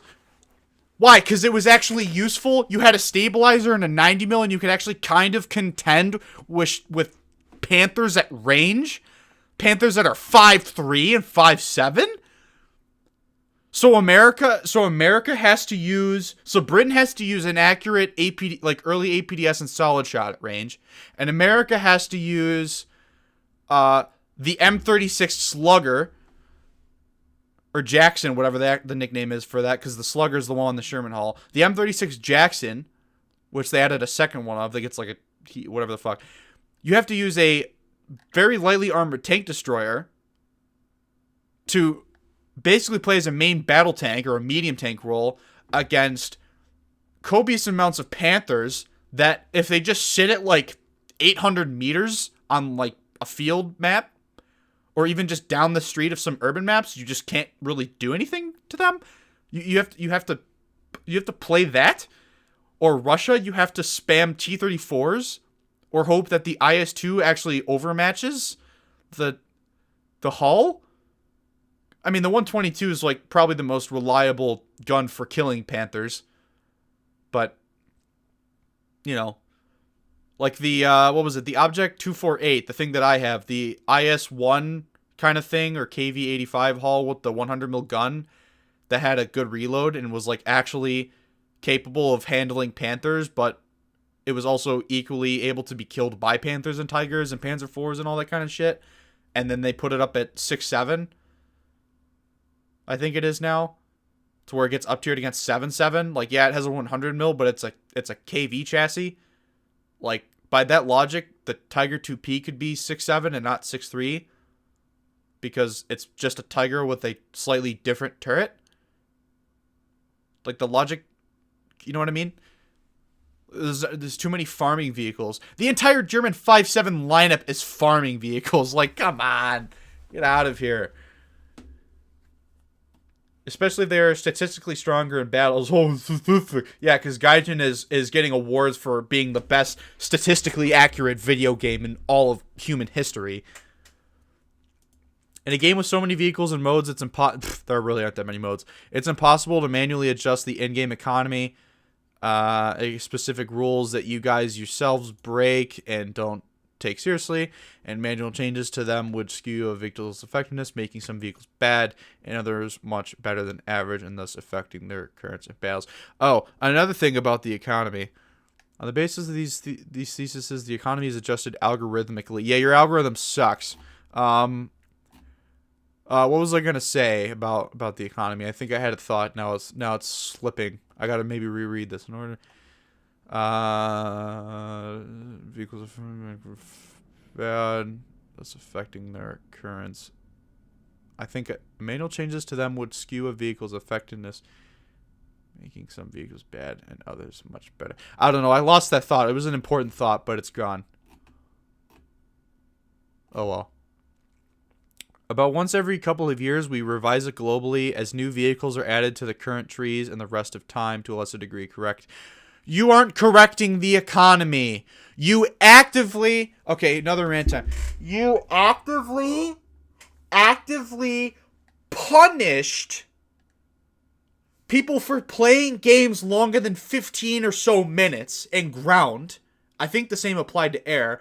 You actively punished people who were trying to find an alternative to that, for air specifically, by playing sim and just bombing, because the The sim people that are too much of a pussy to go play an actual flight simulator and will instead just play War Thunder Sim. Sorry, I'm calling out a lot of people there. No offense, but it's fucking true. The fact that people got upset that they couldn't just have air-to-air dogfights in Sim all the time, and people were taking over the mode because they couldn't fucking grind normally, is bullshit. Like, sorry. Gaijin actively punished people for playing anything other than fighters in Sim. I mean, they punished everybody kind of equally in Sim anyways, but using bombers, because by the way, the only reason why EC really ever ends is when people are actively doing mission things, mission objectives that bleed tickets quicker than people killing each other, in the team deathmatch that people want Sim to be, right? So they actively punished people for basically playing the entire reason of EC mode. They punished everybody for playing it, trying to win matches and actually, become better players after 15 minutes in a game. Let's see. Naval's just a piece of shit. Helicopters ruined ground for a while because they were the rocket rushing. Then they got their own dedicated mode, but because their dedicated mode has no enemy players to face, they have just extremely broken rewards. Unless, funny fact, if you play the German Eurocopter Tiger and you basically kill everything in a heli PvE match, you get, at most, I think 30,000 RP with a talisman and premium, at most. And that requires, I've done it. And it took me 4 hours of EC, or 3, or whatever it is, of the PvE, the max time allotted to do that. So, yeah. Let's see, what else? What else is there? Oh, I don't know. World War mode's non-existent, pretty much. I don't know why World War mode isn't, something kind of interestingly ran. ARBEC was totally ripped off because some people didn't like it. Well, they didn't really like that you were forcing what vehicles to play. And people wanted to play EC. They just didn't want to play an LA7 for 4 days straight. So, we've got that. Let's see what else. The assault modes were just something for some reason. I don't want to talk about the assault mode. Ground sim at top tier or anything where there's helicopters is pretty much pointless to play because you're just going to get murdered by them. Let's see. Some of the lesser sim brackets have really weird balancing, but those can be adjusted. That's fine. There's really nothing else that I can think of, but off the top of my head right now. But yeah, you've actively punished players over time more and more, trying to correct it, as you say, correct it. Even though you've added more and more vehicles. That doesn't make any sense. But if Gaijin, I'm just going to say this. If Gaijin hadn't removed or fucked with the rewards as matches went on, I probably wouldn't have a problem with the economy. I'm not joking. I wouldn't have a problem with a lot of this. Because playing for, doing well. I've had matches where I've played the same lineup, which is all premiums. I think it's my Russian 6-3 lineup. All premiums. I have done nothing in a match, and I have earned 10,000 RP. It lasted the same amount of time as a previous match, but I played longer in one of them, and I earned the exact same amount of RP, and Silver Lions. So you can't tell me that that's just straight up Gaijin not playing their own game. That's just straight up them not playing their own game. You can't tell me that I can play the same lineup multiple times, have different results of how the battle went, but have the exact same income, or roughly approximately the exact same income within 1,000 or so RP and 20,000 SL or something. Seriously, that's just stupid. Oh, we're correcting the economy, my ass. And that's what I was saying. If they hadn't removed that thing about the game timer or whoever they fucked up that system. Let me check Discord. Did anyone find it? Okay, no one's linked it to me. Oh, I just saw Ash's tone deaf response video. I was watching his other video. I didn't even see that one. That's my bad. Thank you for bringing that to my attention, Doctor. But yeah, if they hadn't fucked with that, I probably wouldn't have a problem with it, because if you basically look at it this way, if you were actively trying to win the game and you are doing good, you should be rewarded for it. You should be rewarded for being a good player that or someone who is putting an effort into the game. Sidebar here, when Gaijin had that feedback, that poll about the reward modifiers for like winning and losing, I fell for that trap too. It was pretty deceptive, but at least that's what people believe. I think it's very simple. I'll say it here now, but maybe I'll have to come back to it later at the end. This is how it should work. If you win the match, you get one. Let's just use hypothetical numbers here. If you win the match, your entire team gets 1.5 times reward multiplier. If you lose the game, and you are within the top 3 or top 5, because on average, if you play the game and you pay attention to the scoreboard, which we all know probably Gaijin doesn't do, if you actively are paying attention to the game, you will notice that about 3 to 5 players will be in the match when the time it ends. Like, obviously, they'll leave at the end of the match, whatever, if they're running out of spawn points and the team's getting spawn camped. That's one thing. But if you are within the top 3 to 5 players, and maybe there's a caveat, maybe you have to have a certain amount of score in the top 5. So say play fourth and fifth place need to have a certain amount of score. They will get the win bonus, or maybe a slightly less bonus than the top 3. Right? Because there's matches where, you know, the game is like a raffle stomp, and there's got to be a scoreboard, right? There's got to be the top 5 players, but the top 5 players might not have just done well. They might have just not left as soon as they died the first time, right? So maybe there should be like a minimum score requirement from 5th and 4th place upward to actually get the same bonus reward as the winning team. Or let's say that, let's just make it easy. The top 5 get a 1.3 times bonus for being on the losing team, but they were in the top 5 and they have a certain amount of mission score, right? That's pretty fair. But instead, Gaijin gave us a fucking word salad for how they were going to do everything. Especially with the economy changes, like recently, the other devlog they posted was just word salad galore. They were like, some people don't understand what we're doing in this stupid economy change, so we're going to explain it here. And then they proceed to give you a paragraph that mind fucks you, and you're just like, what? I don't know what the hell that means. Like, layman's terms, will it make me more or will it make me less? If Gaijin says it'll make me more, and it makes me more, okay. If it says it'll make me less, and it makes me less, okay. I'm not going to approve of that.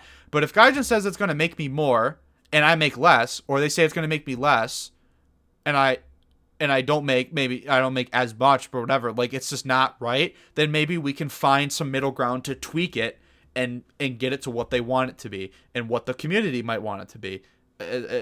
That's the point of feedback posts, like Doi. So, yeah. Don't get me started on the Gaijin shrug whenever spawn camping is raised. Most people hate spawn camping. Spawn camping deserves, like, its own, like, week of discussion, honestly. Spawn camping deserves its own thing. Because that's par for the course of the stale game modes that War Thunder has not really done anything to improve over time. Like, there's so much going into spawn camping. I don't necessarily hate spawn camping at some points, but I also necessarily don't approve of it at the same time. Like, spawn camping is complex. Spawn camping is mainly a ground RB problem more than anything, or just ground battles problem. And that also takes into account the maps as well. Map design and spawn camping and that whole discussion goes hand in hand.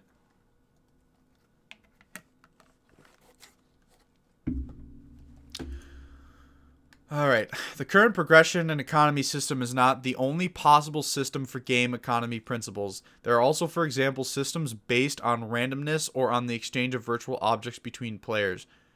However, without even considering the limitations on different platforms associated with these options, any such significant changes are unlikely to be so they're talking about the marketplace. After all, our community is formed of people who accept the current economy and progression in basic principles, or rather they may even like it in general. That is such a self... Is it self-aggrandizing that I'm thinking of? That is like a... That statement is just them trying to, like, sweet talk you. Who accept the current economy. Except we don't. No. We understand that the game requires an economy and progression. But when you are required to basically pay in any form to unlock the last 25% of the game's content, which is the higher tiers. Because let's not get... Oh, that's something I haven't even covered. Okay.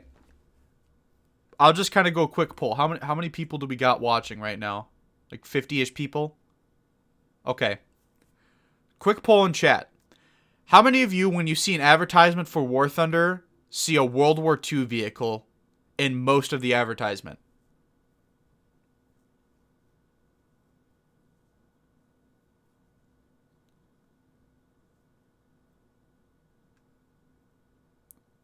Maybe I should, like, frame that maybe differently. How, like, when you see a War Thunder ad, is it more advertising modern or World War II?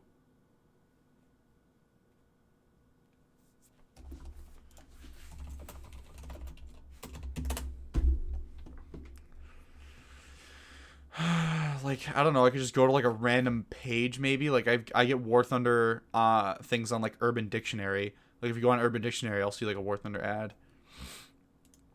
Right there, that's World War II. I mean, I don't know how old that is.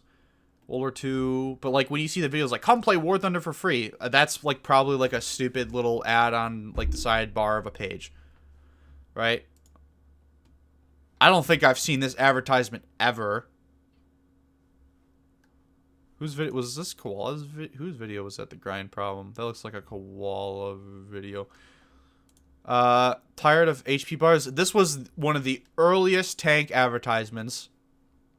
Right here, because that was making a jab at World of Tanks. Shooting your allies, your enemies. I've never seen that in my life. I love the Warpath ads that use War Thunder, like shitty-ified War Thunder. I wouldn't count that as a War Thunder ad though. That wouldn't be fair.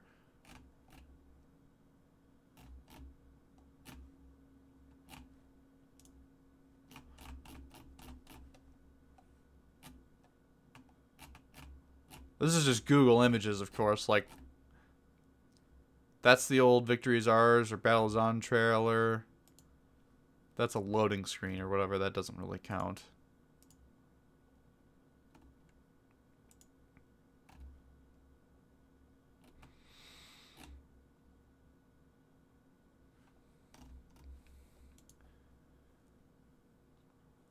All the time except when the X1 came out. Never seen one. Not many updates. Never. Mostly modern. This game is World War II vehicles.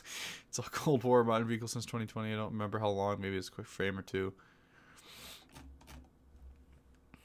I'm just saying personally, I don't want to sound biased here, but like I personally really have not seen World War II advertise. Like they'll say in the video ads, they'll say, because I have YouTube Premium, so I can't even see ads, but the ads will say like, let's not go into that. The ads will say like play War Thunder for free. It's a action-packed MMO MMO FPS or whatever MMO competitive game, whatever the fuck they say, that features vehicles from all the way from the early 30s or whatever they say, the early 20th century, all the way up to modern day. So like, yeah, I mean they say that, but then in the video, you know, they're showing you a fucking jet fighter. So right. Yeah, and that's the thing too. When they advertise, they say the latest update, but like they're still running ads where they say the latest update, which is like Ixwa Strike and shit like that, right? But yeah, still mostly modern. So, what the hell is this? What is this on their page?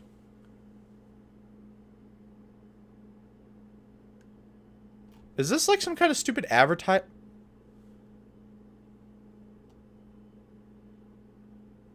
Is this going into like they changed a control?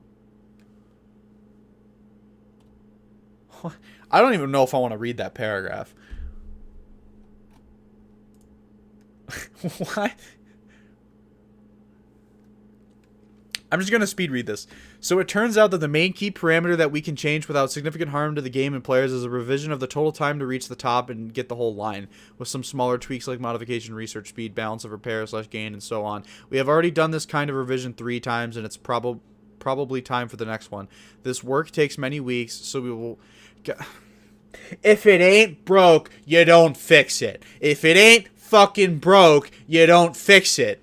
Actually, no, I'm sorry. I gotta think like Engineer. It's broke because people can actually, like, get a vehicle in a reasonable amount of time. Like, what the fuck kind of excuse is that?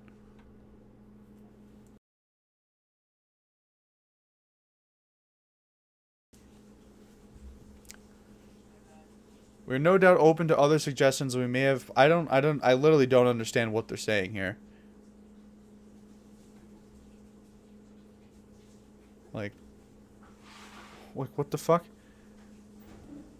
Separately, a few words about review bombing as a method of communication.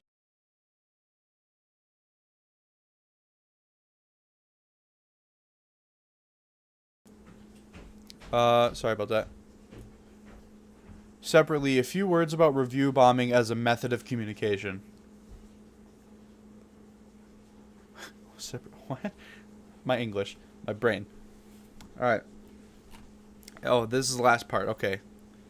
I really had to pee, so... Or feeling like I have to pee, so, like, I might...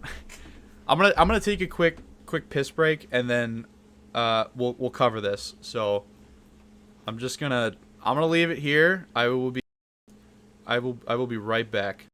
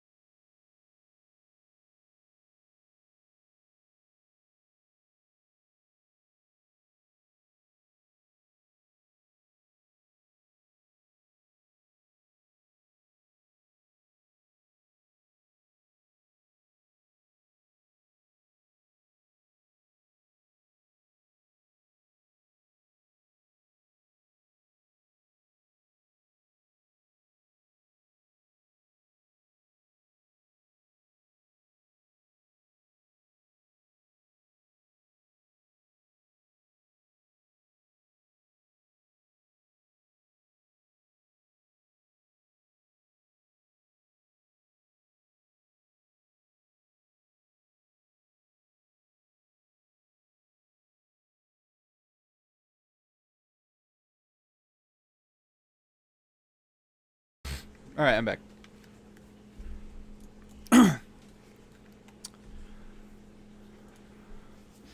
The thing is, Thomas, there's never going to be a comparable game. That's the thing. It's not happening. There was a chance probably like 2014, 2015, where there could have been like a good, proper competitor. World of Warplanes was never going to compete. They couldn't break the arcade formula. But here comes the threat. Okay, threats from Gaijin or me making threats? Cause when I read some of the comments, I'm gonna have a go at one of them, and then I'm just gonna. Separately, a few words about review bombing as a method of communication. As many of our players know, we've repeatedly reverted both planned and already released large and small changes, including in the economy progression. Due to threads on Reddit, where much of the Western English-speaking community communicates, and with threads on the forums and comments to the articles on the site, we value our players and our game, not our updates and changes. Bullshit. Doesn't act like it sometimes. If we know that the majority of the community doesn't want an update, we cancel or revert it immediately, except you have not done that as often as you probably should have. Like, do they not consider battle rating updates to be a part of this? When people are like specifically, hey, this vehicle probably shouldn't be here. Like it's a pretty big like no, and they just don't do it anyways. They just add it in. Especially like repair cost changes too. If you know that okay, I read that. Even if some part supports and some part opposes, we prefer conservatively the do no harm principle, keeping the current status quo. What's the do no harm principle? You just do it anyways? Like, we prefer conservatively the do no harm principle, keeping this to... What does that mean? Layman's terms, Gaijin. Layman's terms.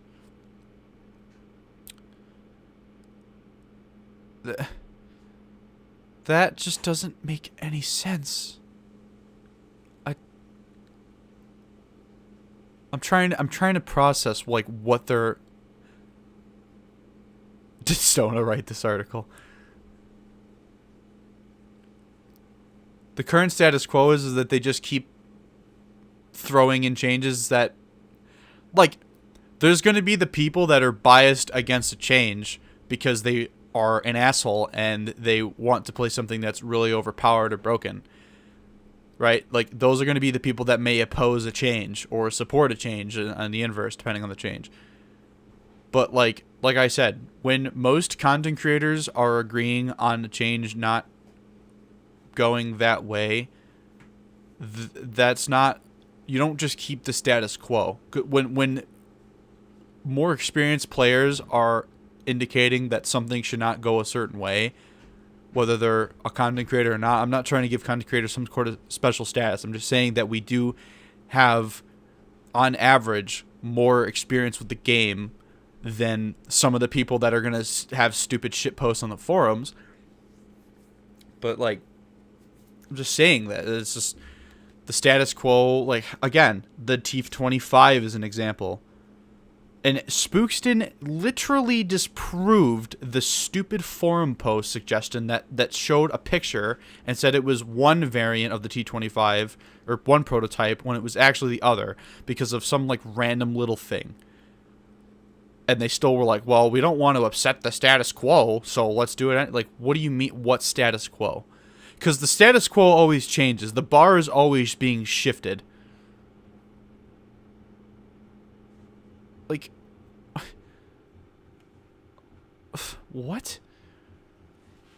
Of course, a review on Steam is also a platform for expression. However, the majority of new players just look at the score evaluation and do not read the text of reviews. Do not go into what they were left there for. So review bombing does damage to the game in that new players simply won't try it, while it doesn't raise their awareness of the problems you've noticed. Bombing does damage the game in that new players simply won't try it.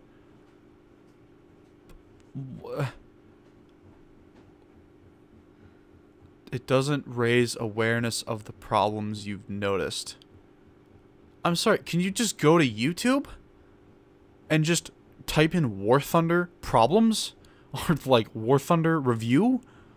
And most people are going to say it's a very fun game to start out with and it has potential.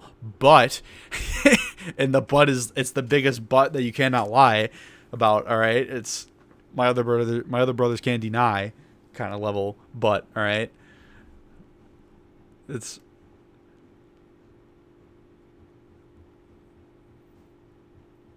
review bombing is indicating that something has recently upset the game. Something bad happened. It raises awareness that you're a piece of shit. That's what it does. If your goal is not to hurt the game, please use other less destructive ways. Every time I've noticed people use less destructive ways, it has either taken literally years for something to change that is very simple to do, or people have been booted off of the forums. Oh, that reminds me. Iron Physic actually just showed me there was a thread that he got a warning for, and his threads got deleted. He had some long forum post that's gone on for like a year or two about sidewinders, like certain things about sidewinders, right? And then, from what I understand, they'd either deleted that outright because of the just whatever, or it was because of him participating in a different forum thread, and he got a warning, and all this shit got removed. So when we use less destructive ways, and you get any slight criticism, your asshole moderators delete people, delete the shit, or like assholes to them for like no reason. So, you know, for example, leave feedback in our forum and suggestions specifically about the economy we are inviting in the feedback form? They mean from or form? Stop complaining on Steam. Complain on the forum so we can censor and ignore you. Also, have I talked about how entitled you are? Yeah, that's...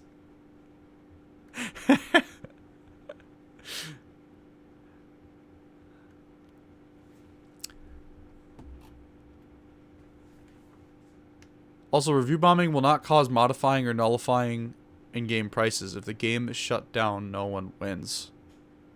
Well, you don't win. I mean, you do win. Like, you've been doing it for over a decade now.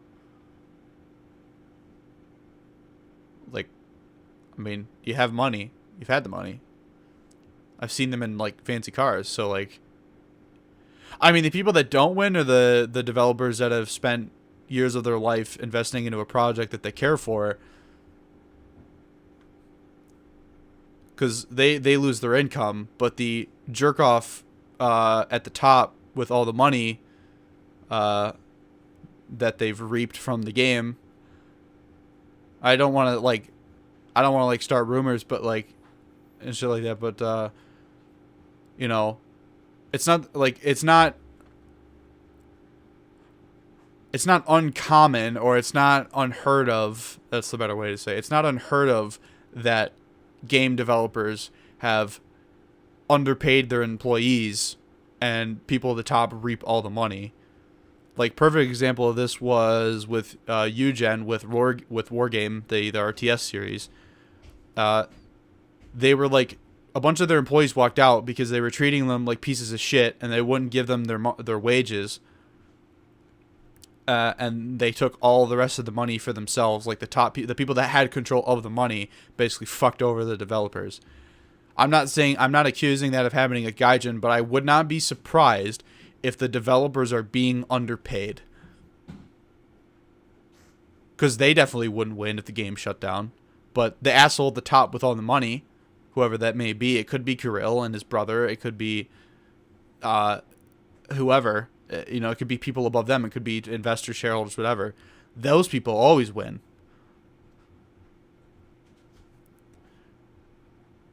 You know, it's funny. I'm not a communist, but like sometimes, man, sometimes what they say just makes sense. But it's just like, I like capitalism, but sometimes it just goes too fucking far. Or people just abuse that system. And to me, it's always this with games. Radical revolutionary changes in games that have been around for years are always very difficult to make, because they will almost certainly break gameplay for a significant part of the players. We try to proceed according to the principle do no harm and change the game carefully. No. However, if it's topic receives a lot of support from the community, we do everything possible to support the players. We commit to follow the feedback even more carefully in the future and take it into account when defining our plans for the development of the game. If you still have questions, ask in the comments, and in the future we'll try to clarify on clear points.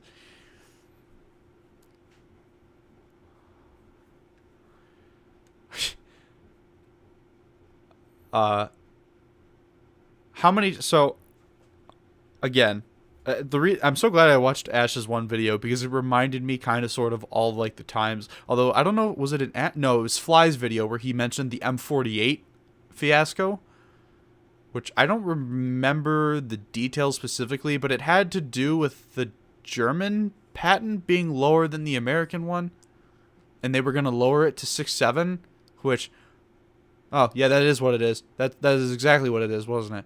Because according to our statistics, because Gaijin never fails statistically, says that the objectively slightly better patent is worthy of being the same battle rating as the fucking Tiger, while the American one is at a battle rating where when it gets up tiered, faces tanks that have enough protection to nullify its entire existence on average. I think that's what that was about. But like Ash had said, like obviously we all know the parts and FPE thing with the Abrams. What was the other big one? I think the biggest one I can remember was probably parts and FPE. Oh, and then the marketplace one he said, where Gaijin was going to, I think was it right before the parts and FPE he said? I think it was right before it happened or right after it happened. It sounds like it would probably be right after it happened, where Gaijin proposed using the marketplace as a way to monetize purchasable parts and FPE. And then there's like a few others. There's always kind of been some issues, but statistics show that it was doing significantly worse than the American one. I mean, it never really turned into like a big thing. But I'm talking recently. I don't mean to connect it to the other ones. The recent one that was that probably should have been a bigger thing, although I think Gaijin kind of brushed it under the radar and used it as an excuse. Now, I mean, I understand Gaijin, like, even on the dev server, well, which, by the way, I forgot to mention this at the beginning. 2 of the songs I had on my dev server stream yesterday have blocked my video, and I'm working to remove them. So, mute them from the stream, and I did it through YouTube, so I don't have to, like, re-upload the video, and it has to go through the algorithm bullshit again. Yeah, two of those fucked up my stream, but the dev server has the like the missile changes to the Vickers missile. Like they've done like physics changes to how missiles work now, which is great and is long overdue. But I'm trying to tie that back into. Sorry, I'm getting off topic, but the missile physics changes that they did to the Tunguska when they added the Panzer. The Panzer should have been like on the level of like parts and FPE. The fact that Gaijin basically gaslit everybody, saying that the Tunguska statistically performs really bad, so we're gonna add them a new one. And then they said when they added the Chinese tour that they were going to add the tour to Russia in a later update, and then somehow eventually someone looked at one day at the statistics of the Tunguska, and without thinking further than just looking at a bad win rate or KD or whatever, they just decided they were going to add the Panzer instead of the Tor. So now when Gaijin does take their leftover Tor model and copy and paste it to Russia, Russia will now have a Tor and a Panzer. So it's, you know, the justification and the gaslighting for the Panzer edition is stupid, because the game limitations are pretty much like 18 kilometers or 18 miles or something like that. The game is limited, I think, to 15 kilometers, 18 miles. I'm trying to convert it there. Like, your guided weaponry won't work. Like, TV guided weaponry pretty much won't lock a moving target beyond like 6 kilometers or 10 kilometers, whatever it was or is. And then they just won't even lock anyways, and the targeting pods don't even see the terrain because of the game's limitations around 15 kilometers, 16, 17, 18-ish miles. And then they added an anti-aircraft vehicle, which it may not be able to see the vehicle in real time, but it can still radar lock it. Has the ability to fire out just past the game's visible limitations for the rendering with a missile that isn't easy to see because, you know, the motor's like smokeless after a certain amount of time or whatever. You know what I mean? Like, they were like, well, the Tunguska sucks, so we're going to add this thing that pretty much breaks the game's limitations. It is literally, in the definition, I know people say things are game-breaking a lot, but it is, by pretty much definition, the most game-breaking thing in War Thunder. Right? And so, instead of looking at the Tunguska and thinking about, well, this AA has been in the game for years. It's been in the game for a long time. At one point in time, it was used pretty effectively to kill tanks by just essentially HE derping them with missiles. And at that point in time, there weren't enough airplanes in the game with guided ordnance, if guided ordnance was even there at all, to fire weaponry outside of the range. Maybe like just the F4J with bullpups.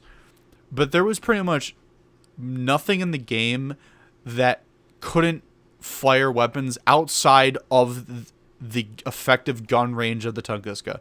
So the Tunguska was able to, at one point, be a tank hunter effectively, kill aircraft overly effectively with just its guns, and the missiles were basically an addition. And then when we had helicopters, Russia had the best helicopters in game that could... I mean, I know we had the bullshit period where Hellfires and like Vipers were really broken, but I think that was before the Tunguska. I want to say that was before the Tunguska, or I may personally have not had it researched, right? But that was literally at a point where it was really, really good, and it was being used as tank hunting. It's the same thing with the Gepard. The baseline Gepard is still 8.0 because people use it as a tank hunter, which it is very effective in doing. But they almost always are eventually going to die. So the statistics, like the win rate or the KD or whatever, on average of the Gepard, the 8.0 Gepard, is bad or middle of the road because of the use case of it. But over time, the Tunguska became, like its missiles became usable, more usable, let's say. And it actually got better, but because people were still using it in a tank hunter role, which people still use the Tunguska to track and destroy barrels and whatnot, because they're using it for more of a purpose than what it is intended to be in game, which is just an anti-air, the statistics on it are really bad.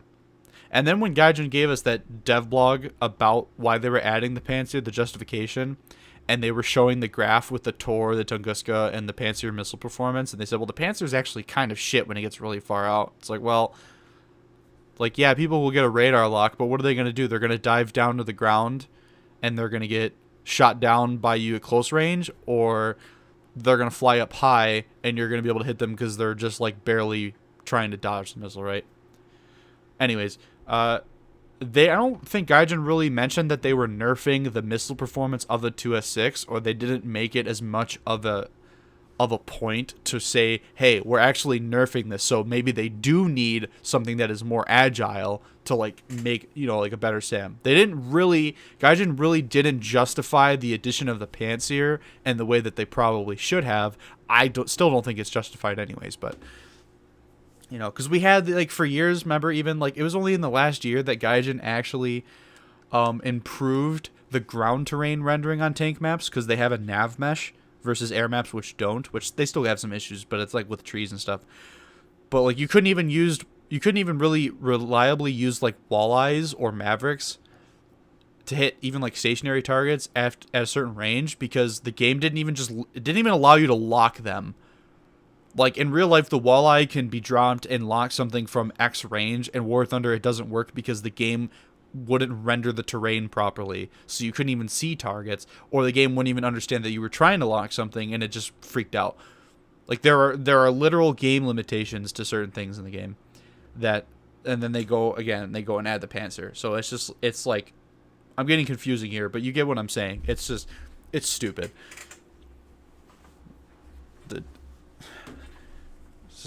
It's dumb.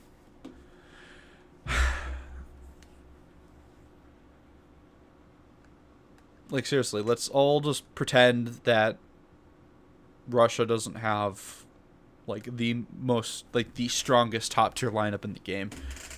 the most flexible, like, oh wow, they don't have gun depression. Oh no, the horror. Like, that's the only downside to playing a Russian vehicle is they have no reverse gear on most of their vehicles and the worst gun depression in the game. I'm like, oh, boo-hoo.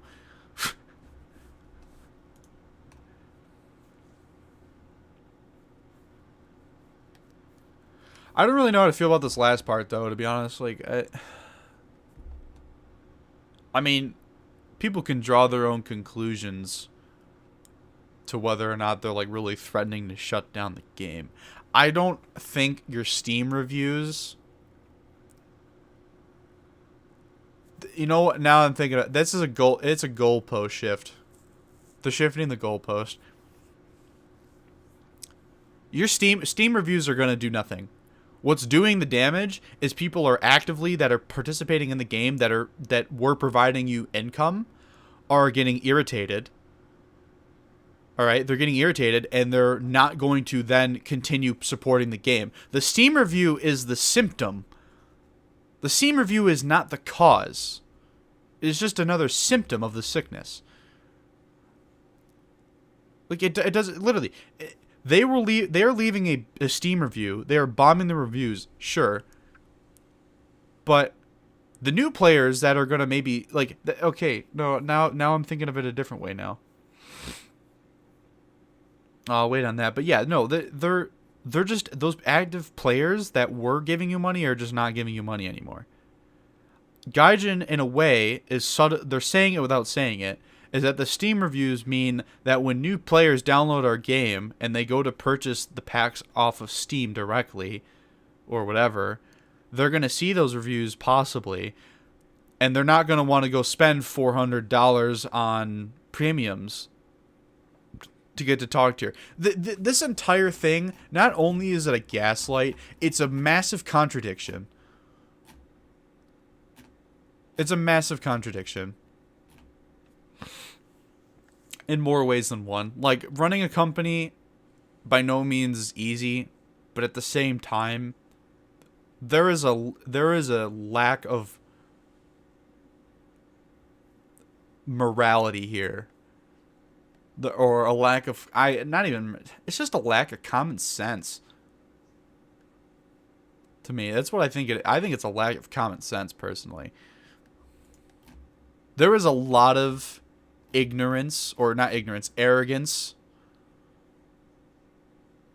Like when they say leave, like I said in my cash cow video, is aging like fine wine, yeah. The thing is, my cash cow video, I had said at that point in time, at that point in the game, I said you have to be more constructive and not just screech, right? And to an extent, I still believe that, because that is like the best way to do it. But again, big but. There is no excuse that when people are being constructive, even if they're just a little tilted, to remove their posts, ignore their posts, you know, just be arrogant about the feedback, being like, well, no, we're actually right here. And it's like, well, that's another couple of customers that are not happy. Like, yeah, we can be constructive, and I say we should be constructive. I'm being constructive right now. As much as I'm being, like, really aggressive on it, I am trying to be at least somewhat constructive. There is no excuse for being arrogant when people are giving you criticism or telling you that this is a bad change, or this is this, or that is whatever. There are times where people agree with Gaijin's changes, but that's usually after they've already implemented a vehicle at a really overpowered BR, milked the money out of people from that vehicle, whether it's a premium or non-premium, and then they change it. People are like, oh, good, finally, it got nerfed. Or like in the T25's case, again, like the T25 was not... America suddenly wasn't just steamrolling Germany because of one tank. Because the T25, when I would play that battle rating, it would only be like 2 or 3 people. 2 or 3 people playing the T25. And that's another thing with the game statistics. A lot of good people are playing a very, very good tank. Not everybody's playing the tank, so the statistics are going to skew to be better, not average. So the vehicle is fine at 5.7 with a stabilizer, because it's just one stabilized 90 mil tank in this tech tree at this battle rating. You know what I mean? But because it's doing slightly better, because people that are good are playing it, it doesn't all of a sudden like you're double nerfing it. There's no extended thought process behind changes in War Thunder for years. There's never been an extended thought process behind a battle rating change and then changing something about the vehicle itself. And the thing that pissed me off about the T25 in particular was the fact that it was one vehicle that could actually reliably, if you were a shittier player or you were a more average player, handle the things that you were fighting. Because most people bumble around and they're half upgraded M40 or M4 A2 or M4 A3 76, and they see a panther and they shoot at it and they plink off of it, and the panther's like, "Ha, lol," and just sneezes at them and they're dead. The Jumbo Sherman, when the Jumbo Sherman was actually raffle stomping because all of a sudden people were like playing it, and all of a sudden all the Panther players forgot that they could just lol pen it, but depending on the angle, of course. But like when the Jumbo Sherman started raffle stomping and Gaijin was like, no, we can't have that. They put the 76 Jumbo back up to a battle rating where every time it plays, if it's in even a half up tier, it's just not good. Because you're using a 76 on a slow Sherman haul against tanks that have armor that is better than yours, that your gun literally cannot handle, and they have guns that can just overpen you. Right? The Sherman, while the 76 Jumbo is classified as a heavy tank, at 6.0 or whatever it is now, it is literally just a medium tank with like it's a reinforced armored Sherman for the things that it is fighting, right? So, that's just one example. Another stupid example would be like trying to reach the other aisle here. I can't actually, no, I really can't think of like a stupid change for Germany, to be honest with you. Like, everybody goes to the mouse, but the mouse is just a box, dude.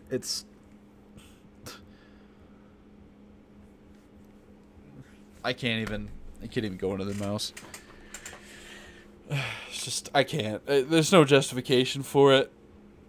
It goes too low, it's broken. It goes too high, it's a piece of shit.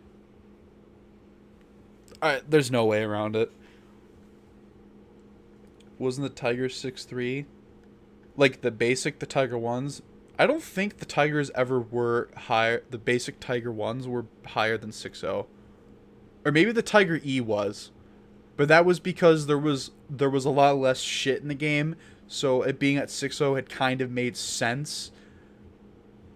But there was so much stuff that has pushed it down to 5.7 now because it can't handle a 7.0 game.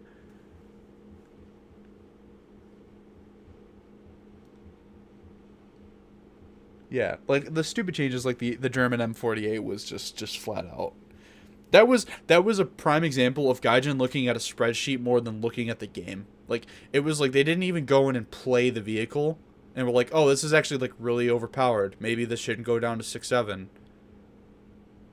Like, they didn't go, like, no one at Gaijin that actually approved that change or participated in that went and played the American and then the German ones, and then were like, oh yeah, this battle rating change is stupid, let's not do that.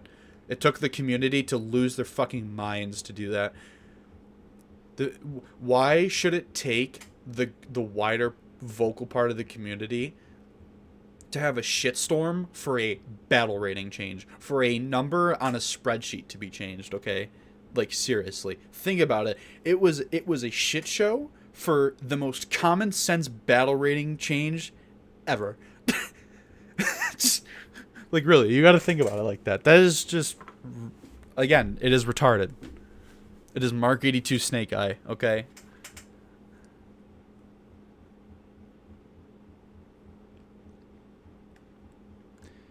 It'd have been nice to add the mod B for US.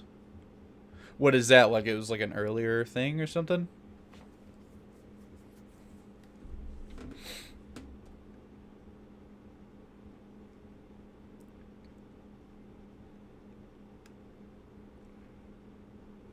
Does this... Can I drag this window? Oh. Oh, man. I could have had it like... Damn. I could have had it like that. My bad.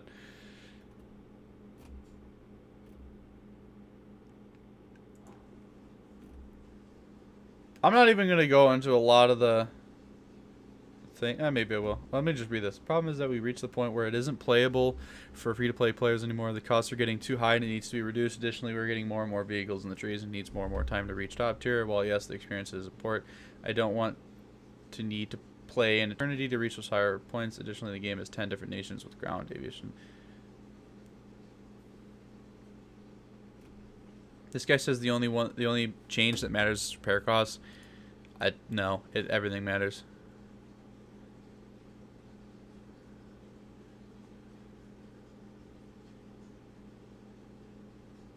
This guy has it right here.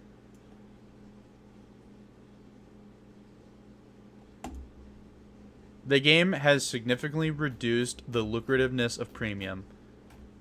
And like the gap between free to play and premium has gotten worse because of like premium time. The bonus of premium time hasn't changed, but the bonuses from premium vehicles have changed. The repair costs have changed of non-premium vehicles. Because premium helps, when you're playing non-premium vehicles, premium time helps kind of give you a little bit extra SL, so your repair costs are lower. Like, you have to think about it that way. Almost like paying off a loan kind of thing, where like you actually, no, that's not a good analogy. Fuck the loan analogy. New Capolo, new commander site. Oh. Versus Jet F48 Super. Yeah. I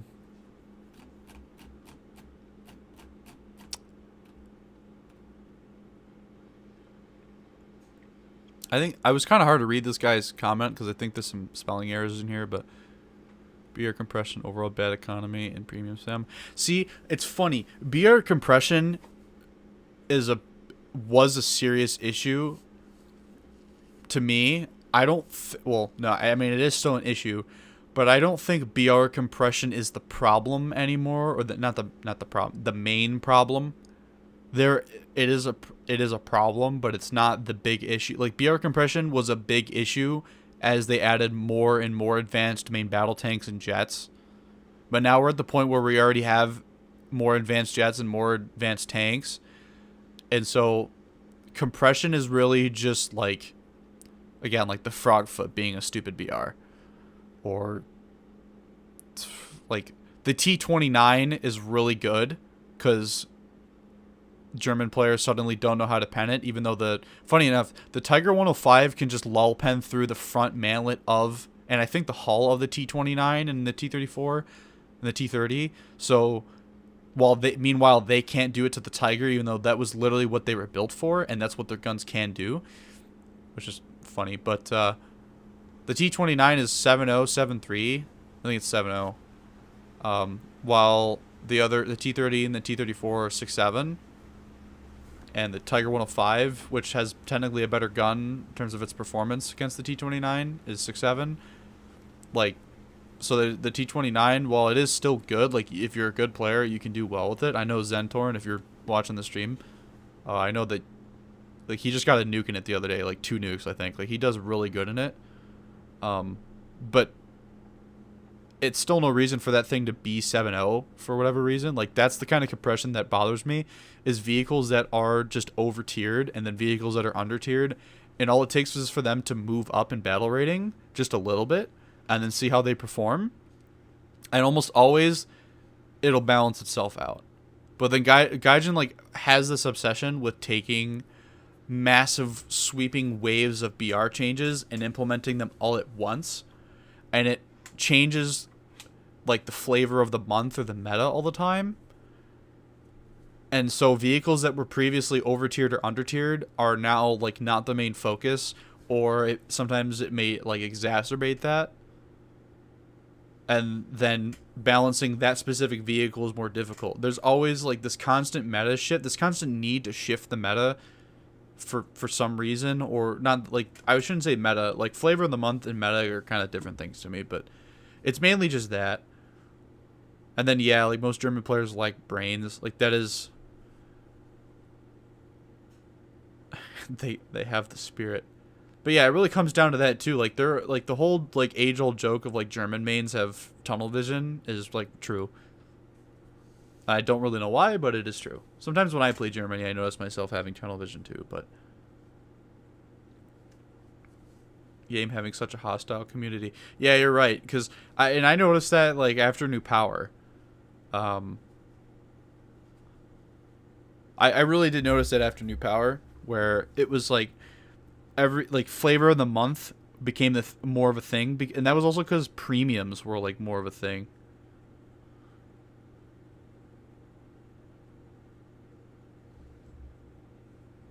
Sorry, I gotta text somebody.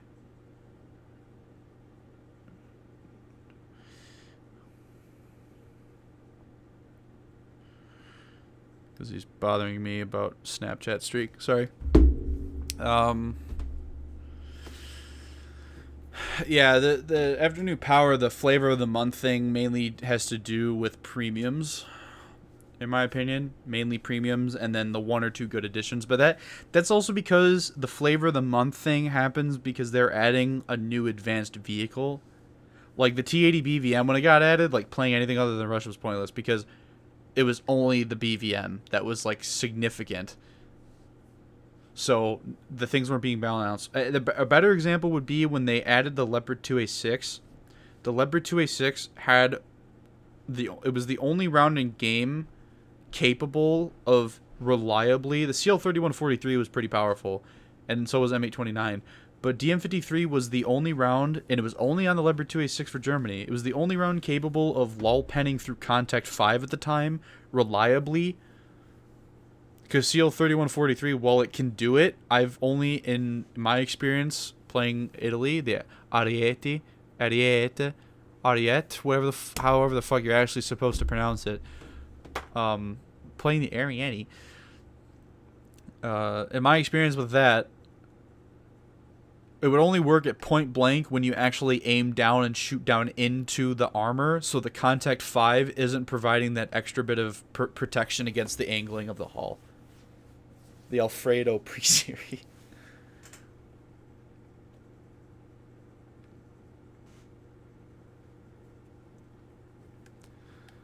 Yeah, so the Leopard 2A6 was spammed, but they had also added the T-72B3? Right? There was a Soviet tank that was added, if I'm not mistaken. War Thunder Leopard 2A6. Dev Blood.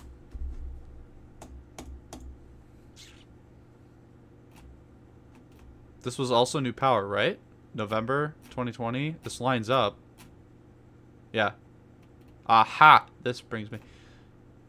So they added the terms. And they added the 2A6. So wait. If I'm remembering correctly, was it that the terms was 9.7, this was 10.7? 10.3? We didn't even have 10.7 for a while for tanks, right? Like helicopters and airplanes were higher, but tanks were still like 10.3. So it was this lull penning. I'm pretty sure it was this steamrolling terms.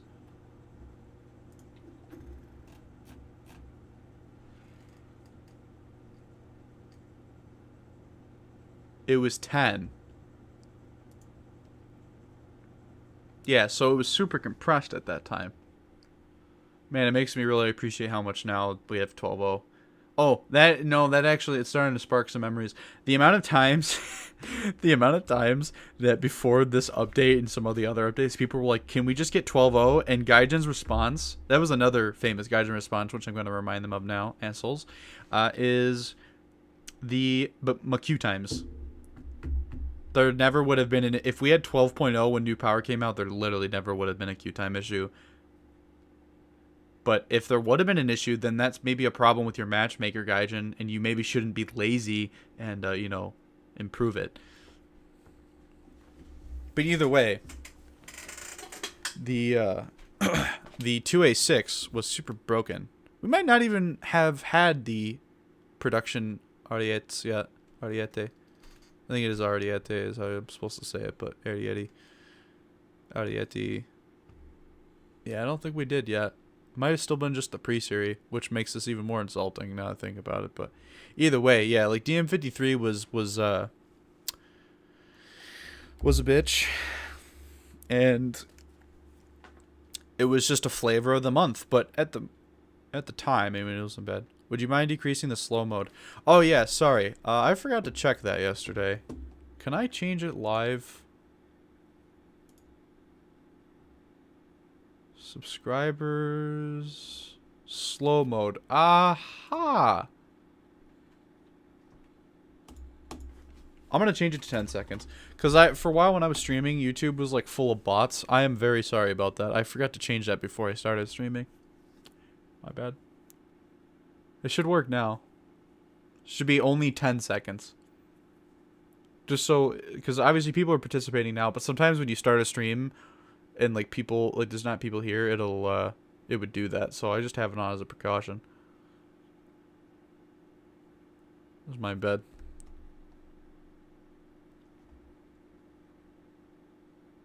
They argue about queue times and they increase the amount of players by 8. Such a joke. Yeah. Oh no, for years it was Jets with queue times. Like, well, maybe, I don't know, add more players per match or something so the game could go. Now it's the opposite. Now more players, you get games easily, but more players can cause problems. I don't like top tier Jet RB anymore because it's Ace Combat. If I want to play Ace Combat, I can go play Ace Combat, or if I want to play War Thunder Ace Combat, I'll go play Air Arcade. Remember the April Fools where the Abrams and T90 were literally less compressed than they are? Was there even an Abrams in the April Fools? I thought it was just the Leopard and the T90. But you probably had the backup vehicles. I can't remember exactly. It was the 285.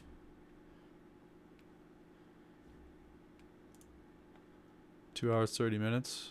Yeah. That's why I decided to do this as a stream, dude. And not make it just a video on it.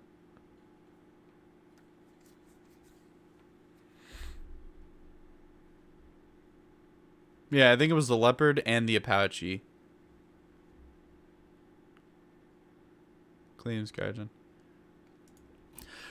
I am of the opinion that the bigger maps are better for 12-0, like 11-0 to 12-0, but beyond like the subsonic battle ratings, 9-7 and below doesn't really need that. But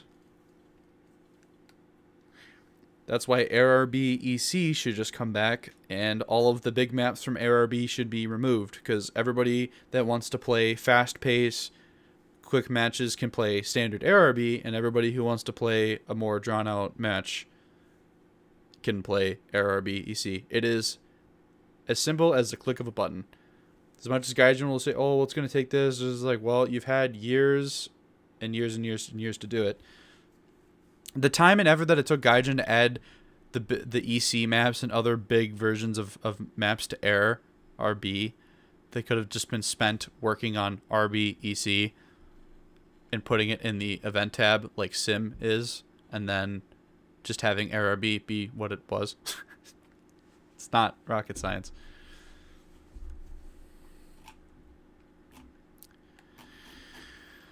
So I still don't know what this workflow thing is. That is so weird. I will move on from this now, sort of. Well, I guess to say, so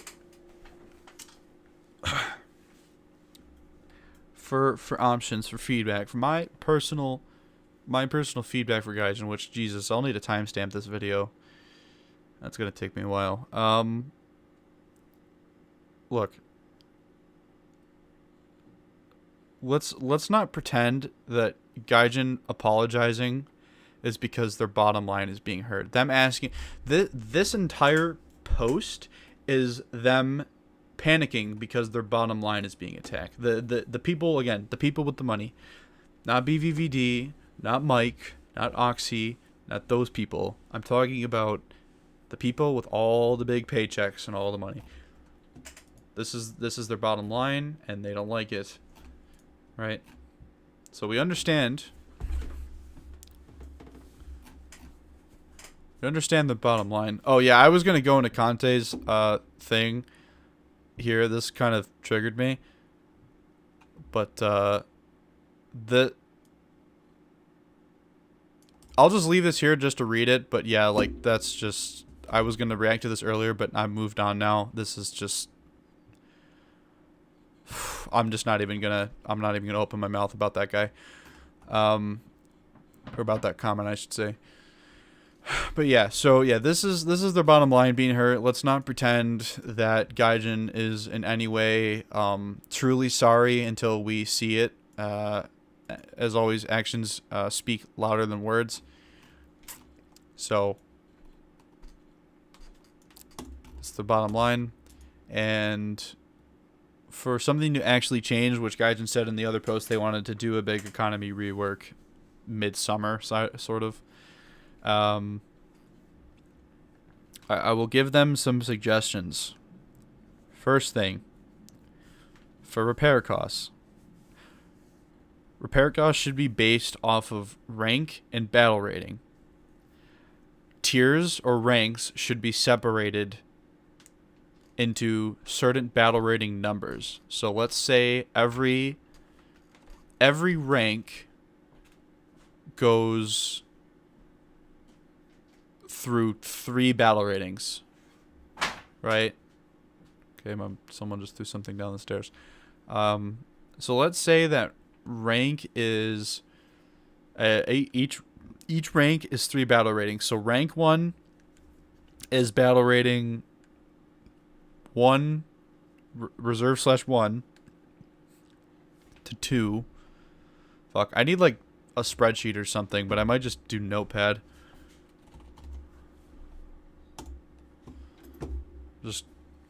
I gotta visualize this as I'm saying it. So I don't know. Let's see. Rank 1 is 1.0 to 3.0. 3.0. Whatever. Alright, that encompasses like Stewart's, early Sherman's, Panzer IIIs, like T26s, BT7s, that kind of thing. Rank 2 is... Oh, that's right. No, it's got to be an even number. It's 1.0, 3.0, 3.3 to 4, 5. Oh no, maybe that's going up too much. I think it would be every two-ish battle ratings, right? Either way, like we'll just take the game that we have it now, how battle ratings are now. I won't even try to like restructure that yet. I won't even begin to think about that. Basically, rank 1, depending on the battle rating in that rank, the lower ones will have super cheap, and the higher ones will have the more expensive ranks, or repair costs, right? We'll just copy paste all this. I'm just doing Notepad because it's, I don't know, it's just quick. We have rank 2, 3, 4, 5, 6, 7. I'm having a brain fart, but we don't have rank 8, right? We have rank 7 premiums, but oh no, we do have a rank 8. I keep forgetting all the rank 7s were, or rank 8s were rank 7. All right, so let's just say that. So depending on the BR, so let's say we'll go up all the way to top tier. So let's say, like, what's, somebody give me a number if someone's in game.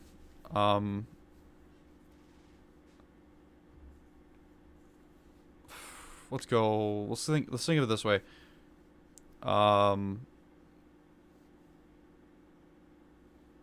What's like the repair cost of the F-14A right now? if someone knows.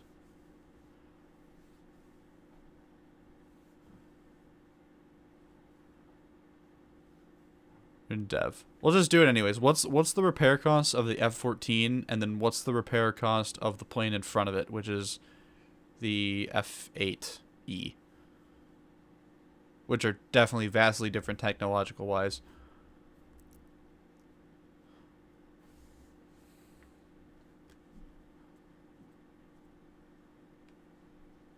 Oh, F4J. Yeah, you're right. F4J. So yeah, if you find those numbers for me, give them to me in chat. But like right now, let's say the F4J, you know, is 11. Was it 11.7, 11.3? Let's say the F4J is 10K to repair. What?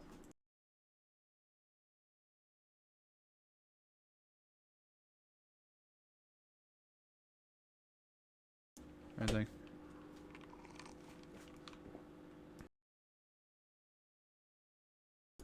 Sorry about that. Let's see. So yeah, the F4J. Oh, it's 9400. F14 is 9160. F4J is 9400. That's already stupid, right? Obviously, repair costs are adjusted right now for like the performance, but F4J is 9400. And so that's our starting point. The F4J is 9400 SL. At rank 8, let's say rank 8, rank 7. Maybe there'll have to be some intermingling. Well, some vehicles may even have to be restructured. The stock. Well, stock numbers they go up from the stock number too. So we'll just rely on the stock numbers. Some vehicles would have to be restructured. So let's just say, for example, let's remove rank 8 right now, because rank 8 is just an arbitrary thing for Gaijin. Rank 7. F4J is 9400 stock. The Tomcat, in my theory, in my system, the F14 would be, because let's say so the F4J is like 11.3, 11.7, right? Pretty close to the Tomcat. The Tomcat right now is 12.0. So we have, I'll move these down a line. So F4J BR 11.7, F14 BR 12.0. I might even have to move it up to 12.3 just for my hypothetical. This is 9400 right now, so we'll use that as a starting point. The F14 stock, because they're 0.3 apart, would have some kind of modifier. Repair costs me nothing without showing the rewards, yeah. And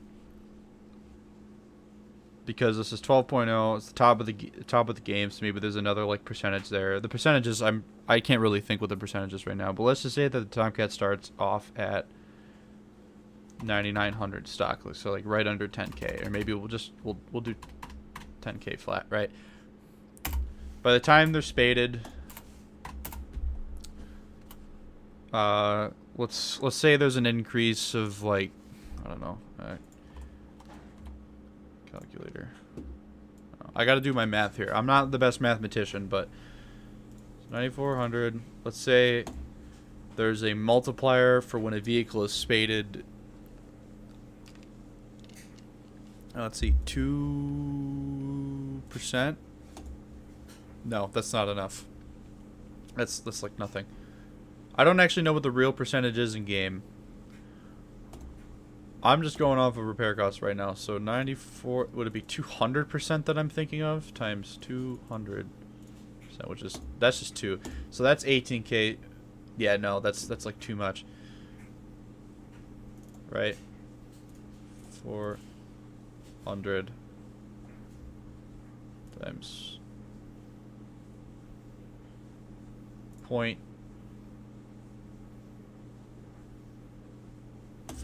would be 4,700. Yeah.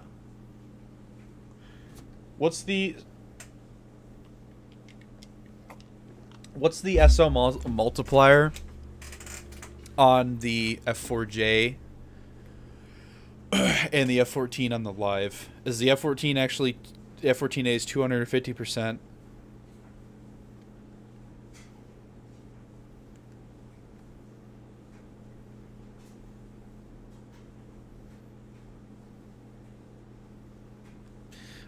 It's so hard to think about, though, because vehicles cost like 1 mil. But actually, well, that's the other thing too. That reminds me. I remember when I was grinding the F4E, I think it was, and a couple of other jets that were around about the same RP cost, and like my performance was pretty average. I would say pretty consistent, to where by the time I earned enough Silver Lions playing a premium or whatever it was, or the previous vehicle to get the vehicle I was researching, by the time I researched that vehicle, I had about enough Silver Lions to actually purchase and crew the vehicle, and that was it. And that was like a personal anecdote of mine, but I kind of noticed that where it was like consistent. Like the RP gain equaled, I think this was before that one change, a couple of changes they did. My RP gain was equal to the amount of SL I would get on average without buying other random vehicles to get the next one in top tier. It was like that kind of thing. 2.7 base multiplier, F4J, 2.6 base multiplier. 260. 260%. So, okay. Hold on.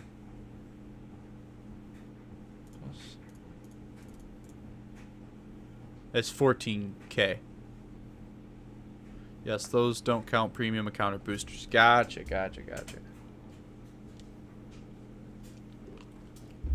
Oh, fuck the goddamn dryer in the background, Mom. That's what I want to listen to on my fucking stream VOD. Oh my god. 14K. Alright. So your spaded repair cost would be 14K. That, I mean, after how many, so let's do that. So let's go 14K. What was the percentage I had just used to get that 400% number? Is this history? 0.5.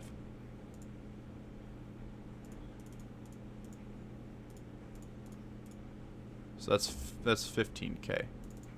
15. That. What am I doing? 15K. Okay. 14,000. That was 14,100.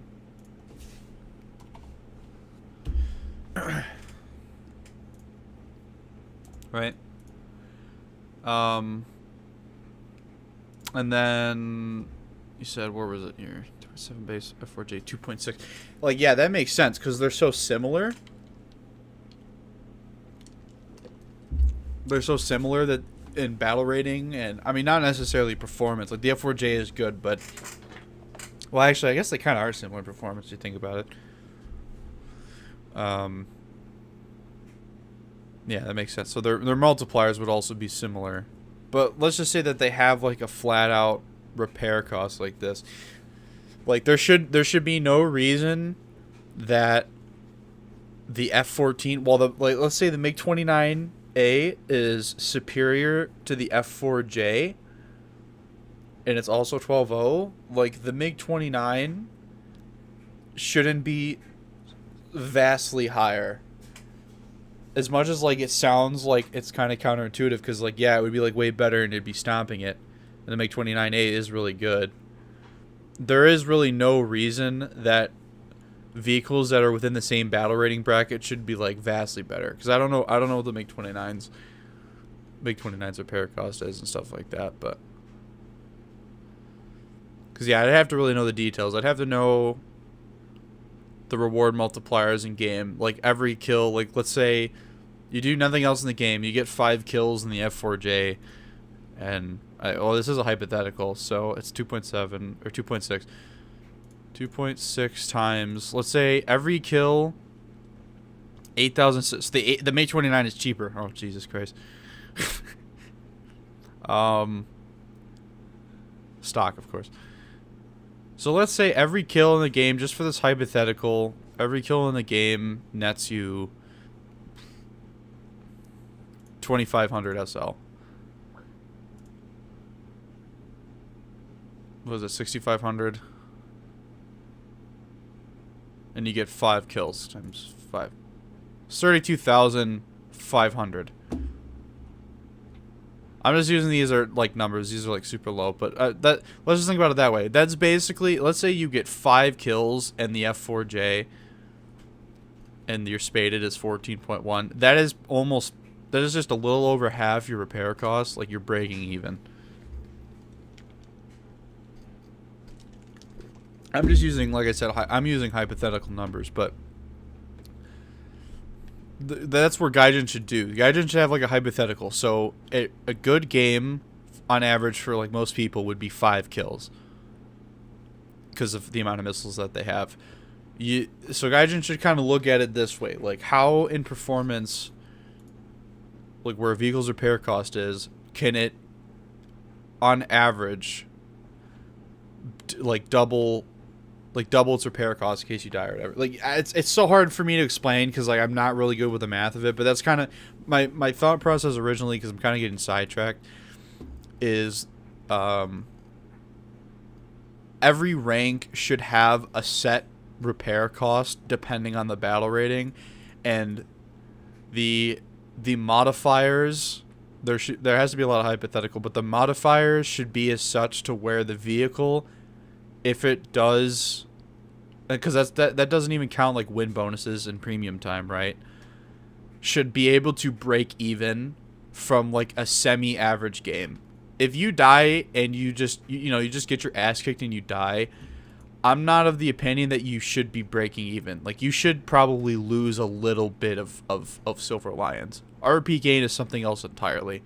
This is just for the Silver Lions and for the actual economy of being able to afford new vehicles. Right, but that's how that should be Gaijin's goal.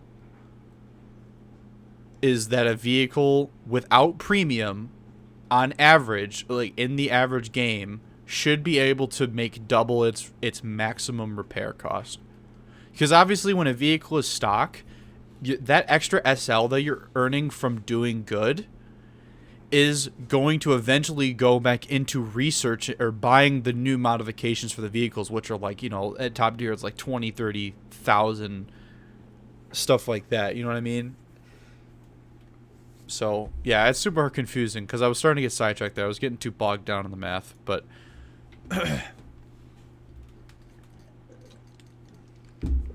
that was kind of my point. Bombers are like a whole other thing. Fuck, I can't even get next to bombers. 1 kill should be able to cover the repair cost of the plane, not 3. Yeah, I guess you could go with that. The problem is when you intermingle the repair costs between tanks and airplanes, like when you take airplanes into tank battles, because then you don't want to give airplanes too much power over, like, getting kills, right? You know what I mean? So,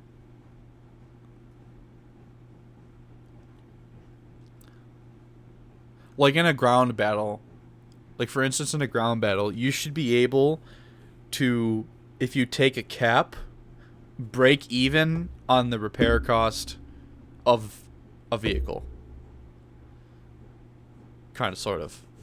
Like a cap or whatever, a cap should equal a certain amount of SL that can cover roughly the repair cost on average of vehicle. Because in my head, in this system, vehicles are at a baseline, a certain value, and then Gaijin can tweak them.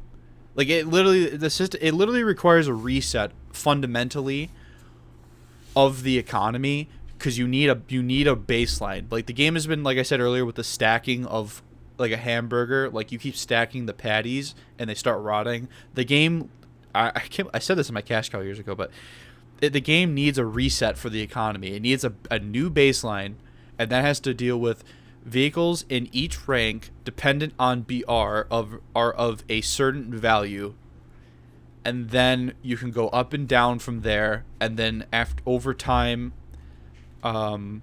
vehicles can be adjusted approximately, because we know certain vehicles are better performing than others, and they should be higher than others and stuff like that. Like, there's always still going to be those flaws and those problems in a way, but the game needs a new baseline.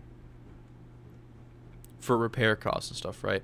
But I think the main problem is really coming from the rewards as well. Like I said earlier, when Gaijin funked over the rewards for playing matches longer than 15 minutes, that was single-handedly the biggest block from grinding through the game. Because what is your time, the amount, because your earnings are getting capped, you are, by definition, predetermined. Oh my god, it just clicked. It makes sense now. That is why they did that. That is exactly why they fucking did that, was because, like he was saying earlier, this is all making sense now.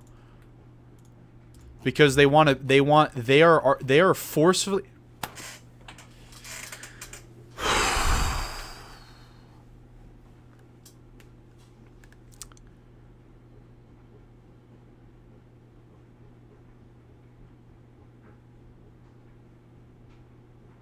It just clicked for me. The reason why they did all those changes was to pace players. Yeah, that's what I was kind of saying earlier. I already was catching on to it, and now it's like I'm realizing it in a different light. They fucking did that change because they didn't want people that were doing good to be rewarded for doing good, because then they would progress too fast for Gaijin's liking. That's still like I said earlier, that still doesn't like affect your monetary gain. Like what? I don't. Oh, it's so dumb. Oh, that's why they fucking did that. Oh.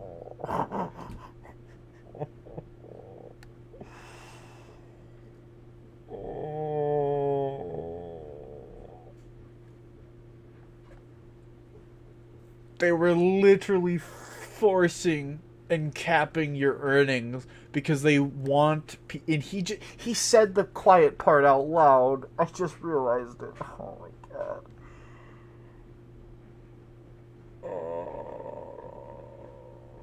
It is literally cat. That's why they did that. I can't, dude. All right. Everything I just said doesn't matter. They just need to uncap the earnings. It just clicked to me. They don't want people reaching top tier too fast. Well, people that suck at the game or on the lower, or average or below average are still going to take forever to get to top tier, and they're going to be paying probably to get that extra advantage because I'm being rewarded for being good and playing the match longer. I've always tried to encourage people to play the match as long as you can for the win. Maybe not for the earnings, but for the win. Like, it'll help you get better at the game. You'll get more play time and experience that way, in my opinion. Like, you should be able to do that. Like, it literally just clicked for me.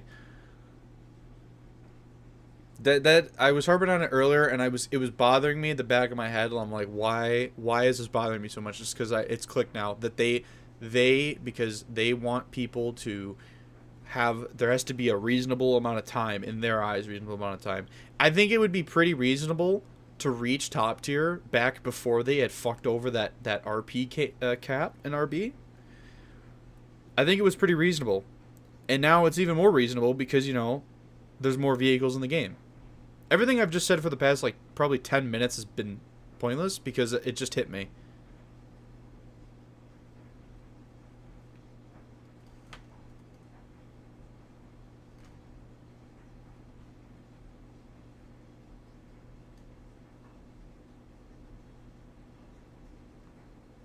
Oh, dude, it hurts my head now. I've lost my flow. I had the epiphany. Oh, I don't even know how I'm going to timestamp this part. Fuck. Oh, I just passed the 3-hour mark. Oh my god. Yeah, alright. Oh, man. I might just timestamp this part and just skip this entire part. Just skip the epiphany.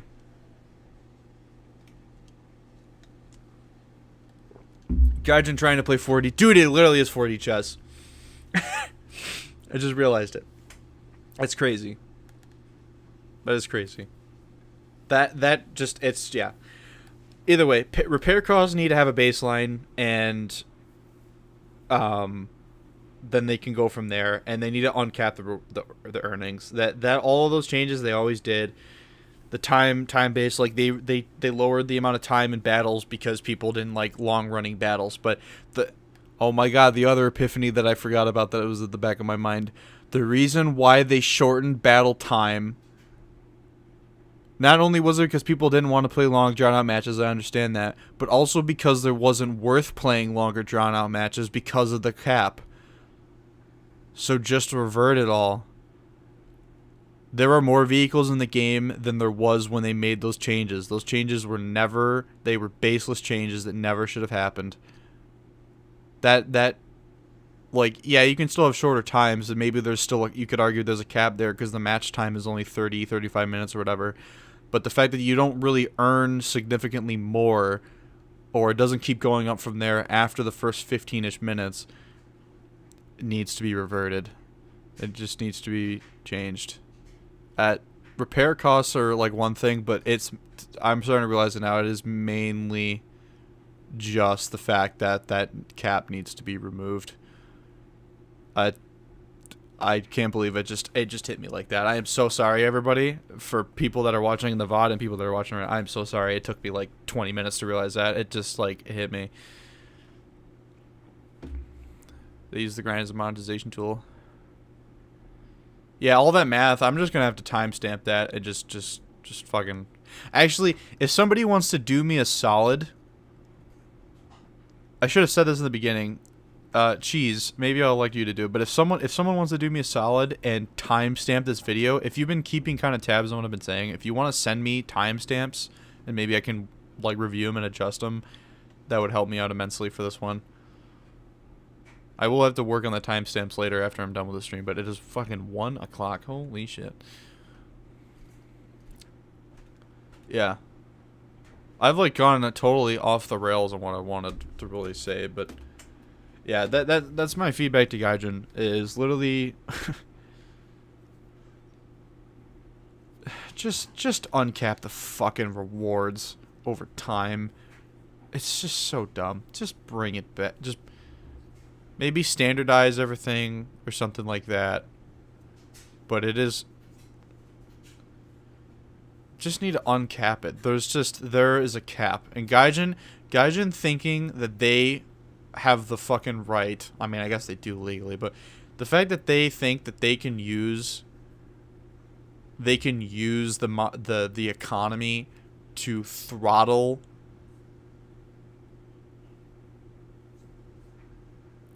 the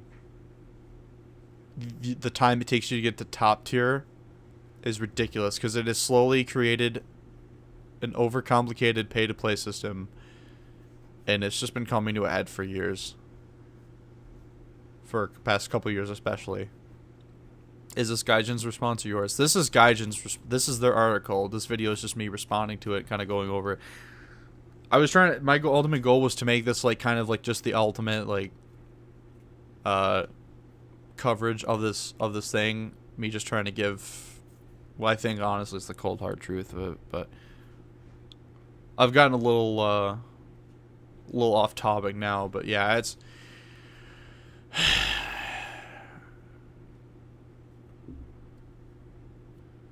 what is that goofy picture? Oh, that's GIMP. That's how I make my thumbnails. The low tier throttling of RP is bad. Yeah, they just need to uncap the rewards. They need to go back to what it was before they made that change. Because I don't think I had I really didn't have a problem with the grind before that change.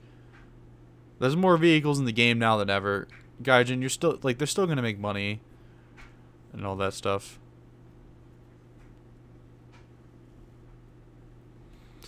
Individual like vehicle nerfs and stuffs would have to be looked at entirely, but to me it is mainly just down to the economy. Like I said, it's just layer after layer of shit patty slowly rotting.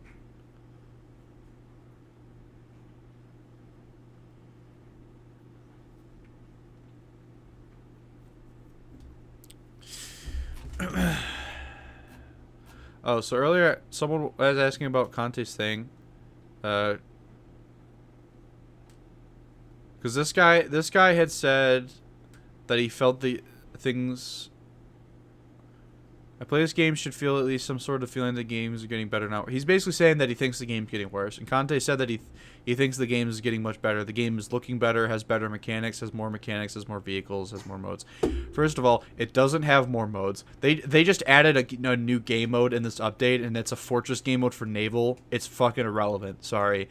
This all costs money to produce. Yeah, you know what the problem is? You want to know what the biggest downfall of War Thunder was? No offense to people, but it was naval. Naval has taken up too much time and resources to be shit. It is quite frankly shit. Naval combat is boring. People that enjoy War Thunder Naval are somehow, they're just masochists. We simply turn the rest of the game into naval, yeah.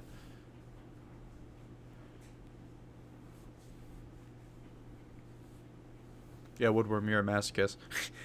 The game really doesn't have more modes.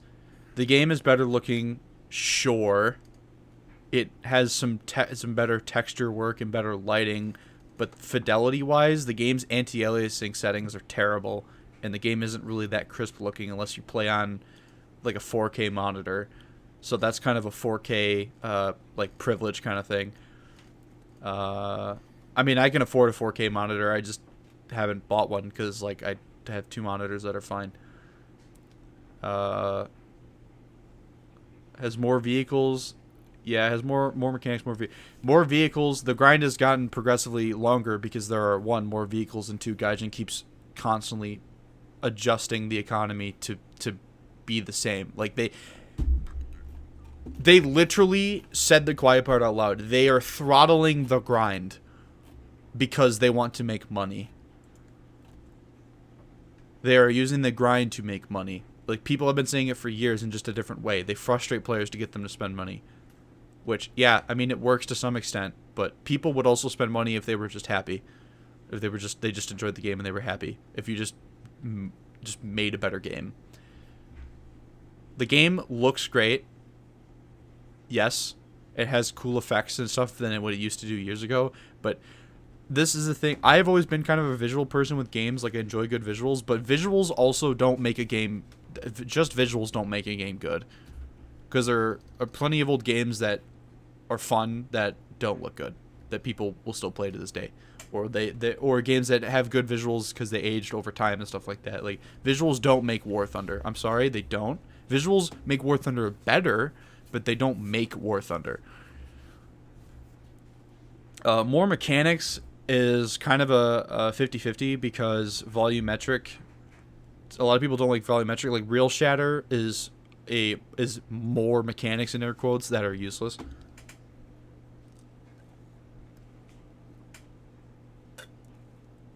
So, sorry, I was drinking coffee there. Yeah. More mechanics isn't always better. People are... I'm not sure about how I feel about volumetric armor and volumetric shells. I just wish it would work properly. Like, I kind of like the idea of volumetric shells, but at the same time, not penning through this, like, a bunch of overlaying metal stopping the most powerful rounds made for tanks in human history, when in real life, lesser rounds did way more to tanks in real life that we have evidence for. It's just bullshit. There's no reason a T-72 B3 or a T-80 BVM can eat M829A3, DM53, OFL G2 or whatever in the side. It just evaporates it. That's just bullshit. That's volumetric shells have made the effect of a lot of overlapping material overly effective. Overly effective.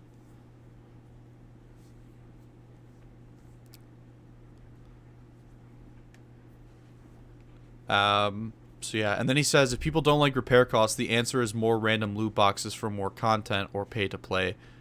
Both of these answers are non-starters. This is nothing but a bunch of people wanting the best free-to-play game in terms of quality and content to be even more free. This is crazy. That's what I have a big disagreement with, and it's bullshit. People don't want the game to be an easy free mode, but at the same, like, it just doesn't make sense. The game has 4 times more vehicles than it did when I started playing the game. There is no excuse that even me, because I don't play, I'm sorry, Conte, to have like a jab at you, but if you play War Thunder like religiously more than even I play it and you own everything, like, okay, but not everybody owns anything. I've been playing the game since 2013, 2014, and I don't own everything because I wasn't constantly grinding every single fucking minute that I play the game. I wasn't like a really good War Thunder player for a couple of years. It was pretty shit, but now I have a pretty consistent grind. I don't. Some people that have played this game for 10 years don't own everything. Just because you may own most of everything in the game doesn't, like, to me that's like almost like, it sounds so cringe saying, but that to me that's like a position of privilege almost, even though I hate sounding like a liberal like that, but it is almost like, well, I haven't had to grind 50 tanks in the past 2 years, so like you don't either, because it's okay. Okay.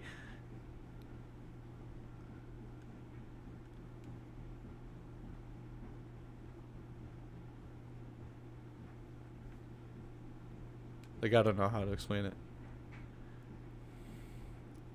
I have bought through a lot of War Thunder 2 as well. Like, I will say that. Like, I've spent a lot of money just GEing like through like terrible vehicles to get to research other ones. Usually when I GE a vehicle between like rank 3 to 6 is because it's a shit vehicle that I want to be done grinding so I can actually grind the ones that I want, right? So I don't know. But the answer isn't more random loot boxes or pay to play. Like I said earlier, I kind of already answered this comment earlier when he says there are so many premium vehicles in the game. There are enough events, there's enough battle passes going on to where people are still going to always pay money for it. There's sales and all that stuff. Like, it is such a weird bullshit thought process. So, yeah, and more random loot boxes.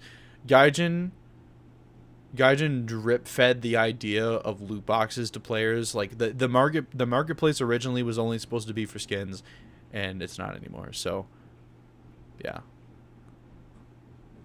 Probably just gonna have to timestamp this last half hour. It's just ramblings. Yeah, I don't know. This comment just pisses me off because it's just stupid. Like, the answer is not more random loot boxes. Like, because basically what you're saying is, if Gaijin doesn't make the grind insanely retarded, so people have to spend money on top tier premiums just to break even, just to actually have a reasonable grind, which still will take them on average years. Instead, we'll just get RNG or pay to play. And also the other thing, pay to play. The recent economy changes made the game pretty much pay to play for the last 3 tiers. I already only really play premiums of nations that I'm grinding. Like, I own the premium Mirage simply because, like, I'm not playing my Jaguar to grind top tier France. Like, it already is pay to play. I'm not gonna play my Mirage 3C or 3E. This is genuine. This is cognitive dissonance to pretend that the last upper echelon of the game isn't already pay to play. To obtain it. Once you own top tier and you have some SL, you can, like, you know, go around every once in a while and play your top tiers. But when people are actually progressing through the game to top tier, it is definitely pay to play.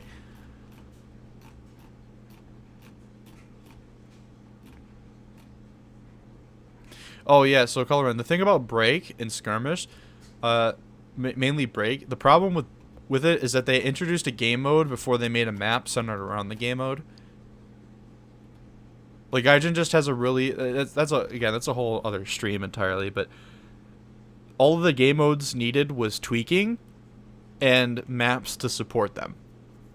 That were maps specifically for them. Like even in World of Tanks, there's maps that are only for assault mode or whatever they call it there, like where one team has to defend a cap. There are maps specifically made for certain game modes, and Gaijin just never went through that effort. So yeah, that's a topic for another day. But yeah, I'm kind of like wasting time here now. Like I kind of want to get back on track. So this entire article is just gaslighting, really. So I'll kind of end it on this. So yeah, this article is just straight up gaslighting. Gaijin is I'm only going to believe that they're sincere if they prove it. And the main ways to prove it to me, and I think a lot of people would agree, is uncapping the rewards after a certain amount of match time has progressed. Like we had before that mechanic I was talking about that people remembered. That needs to be removed. There needs to be more time deliberating battle rating changes and economic changes.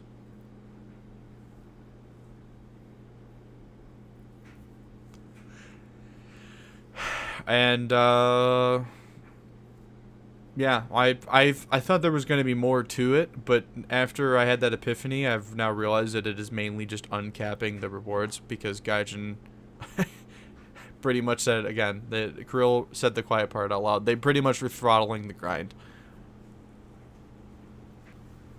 I still bought premiums before Gaijin capped rewards post 15 minutes in matches. Like the other thing too, Sim needs to go back to actually being like, you're playing the game for 3 hours. You should be rewarded for playing the game for 3 hours.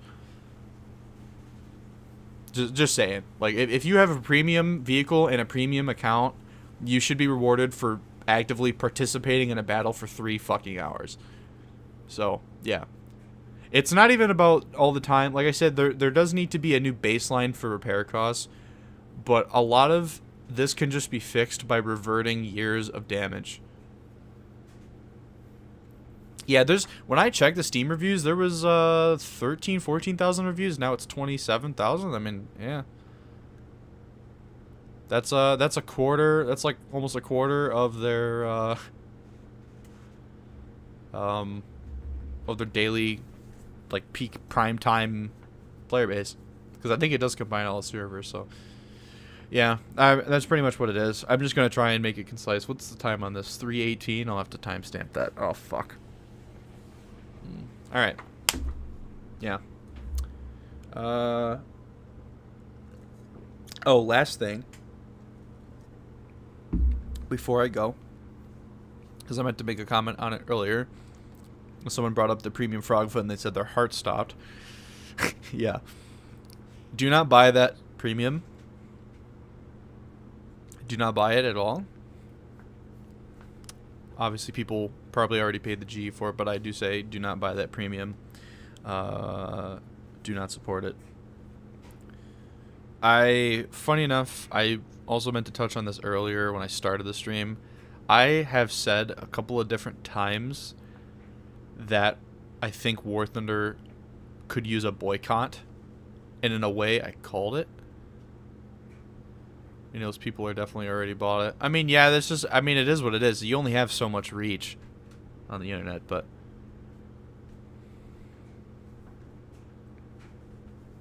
so Dominic, you're always teasing me. Yeah, don't do that.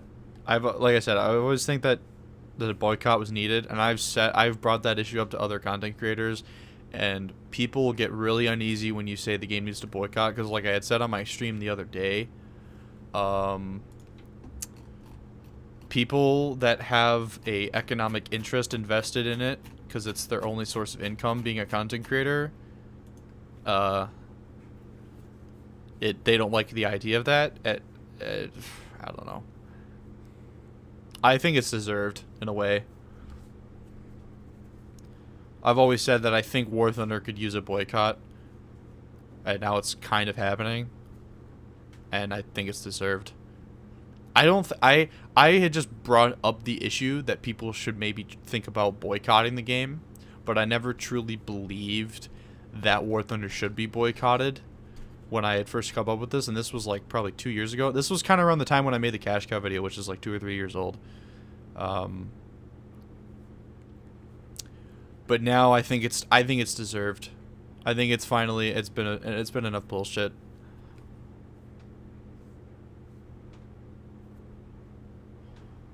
I don't know how many of the player base have the game on Steam.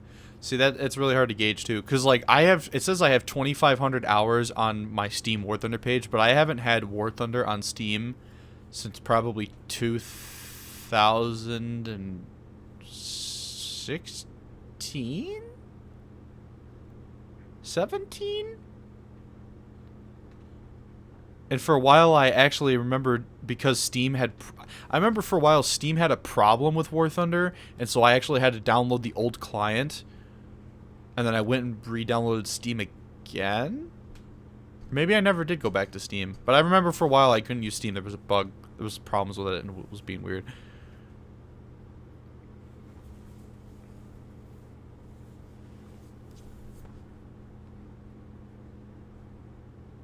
Let me just... I want to validate that. How many hours do I have in War Thunder? Whoop. Whoops. Or... I think you can check on the official website, but my Steam hours are 2,505.8. Oh, it says right here, last played May 2018. May 27th, 2018. Ah. Okay, it's starting to come back to me now. So I originally downloaded War Thunder by the client when I started playing on an old computer, re-downloaded it on Steam, played it on Steam, deleted it off of Steam, re-downloaded it off the launcher again. That would make more sense from what I remember.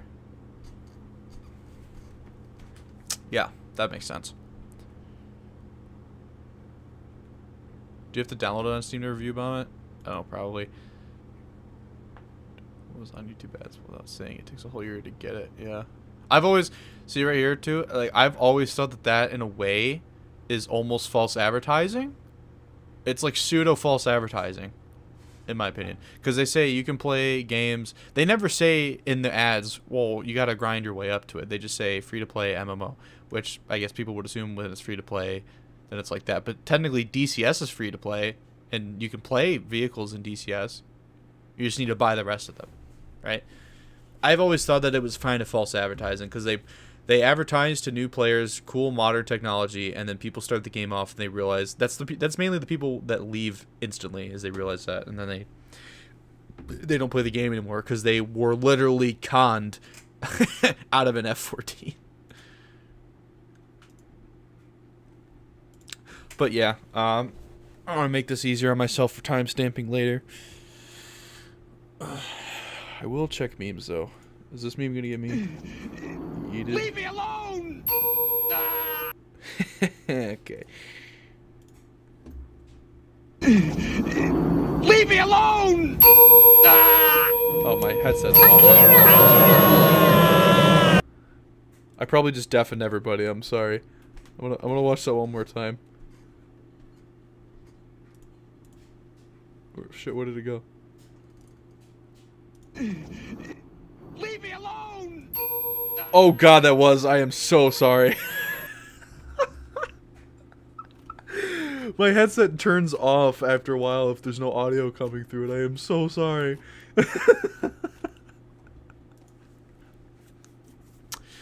Rip. Alright. But it was worth the cost. Yeah, Cheeze got what he wanted.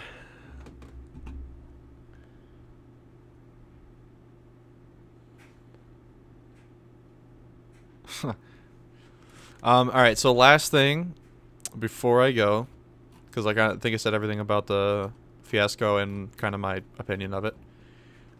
If you want to support what's going on I did link the Discord, community Discord for the boycott. They do have a feedback channel where they are kind of compiling what people would like to see about the economy, mainly the economy.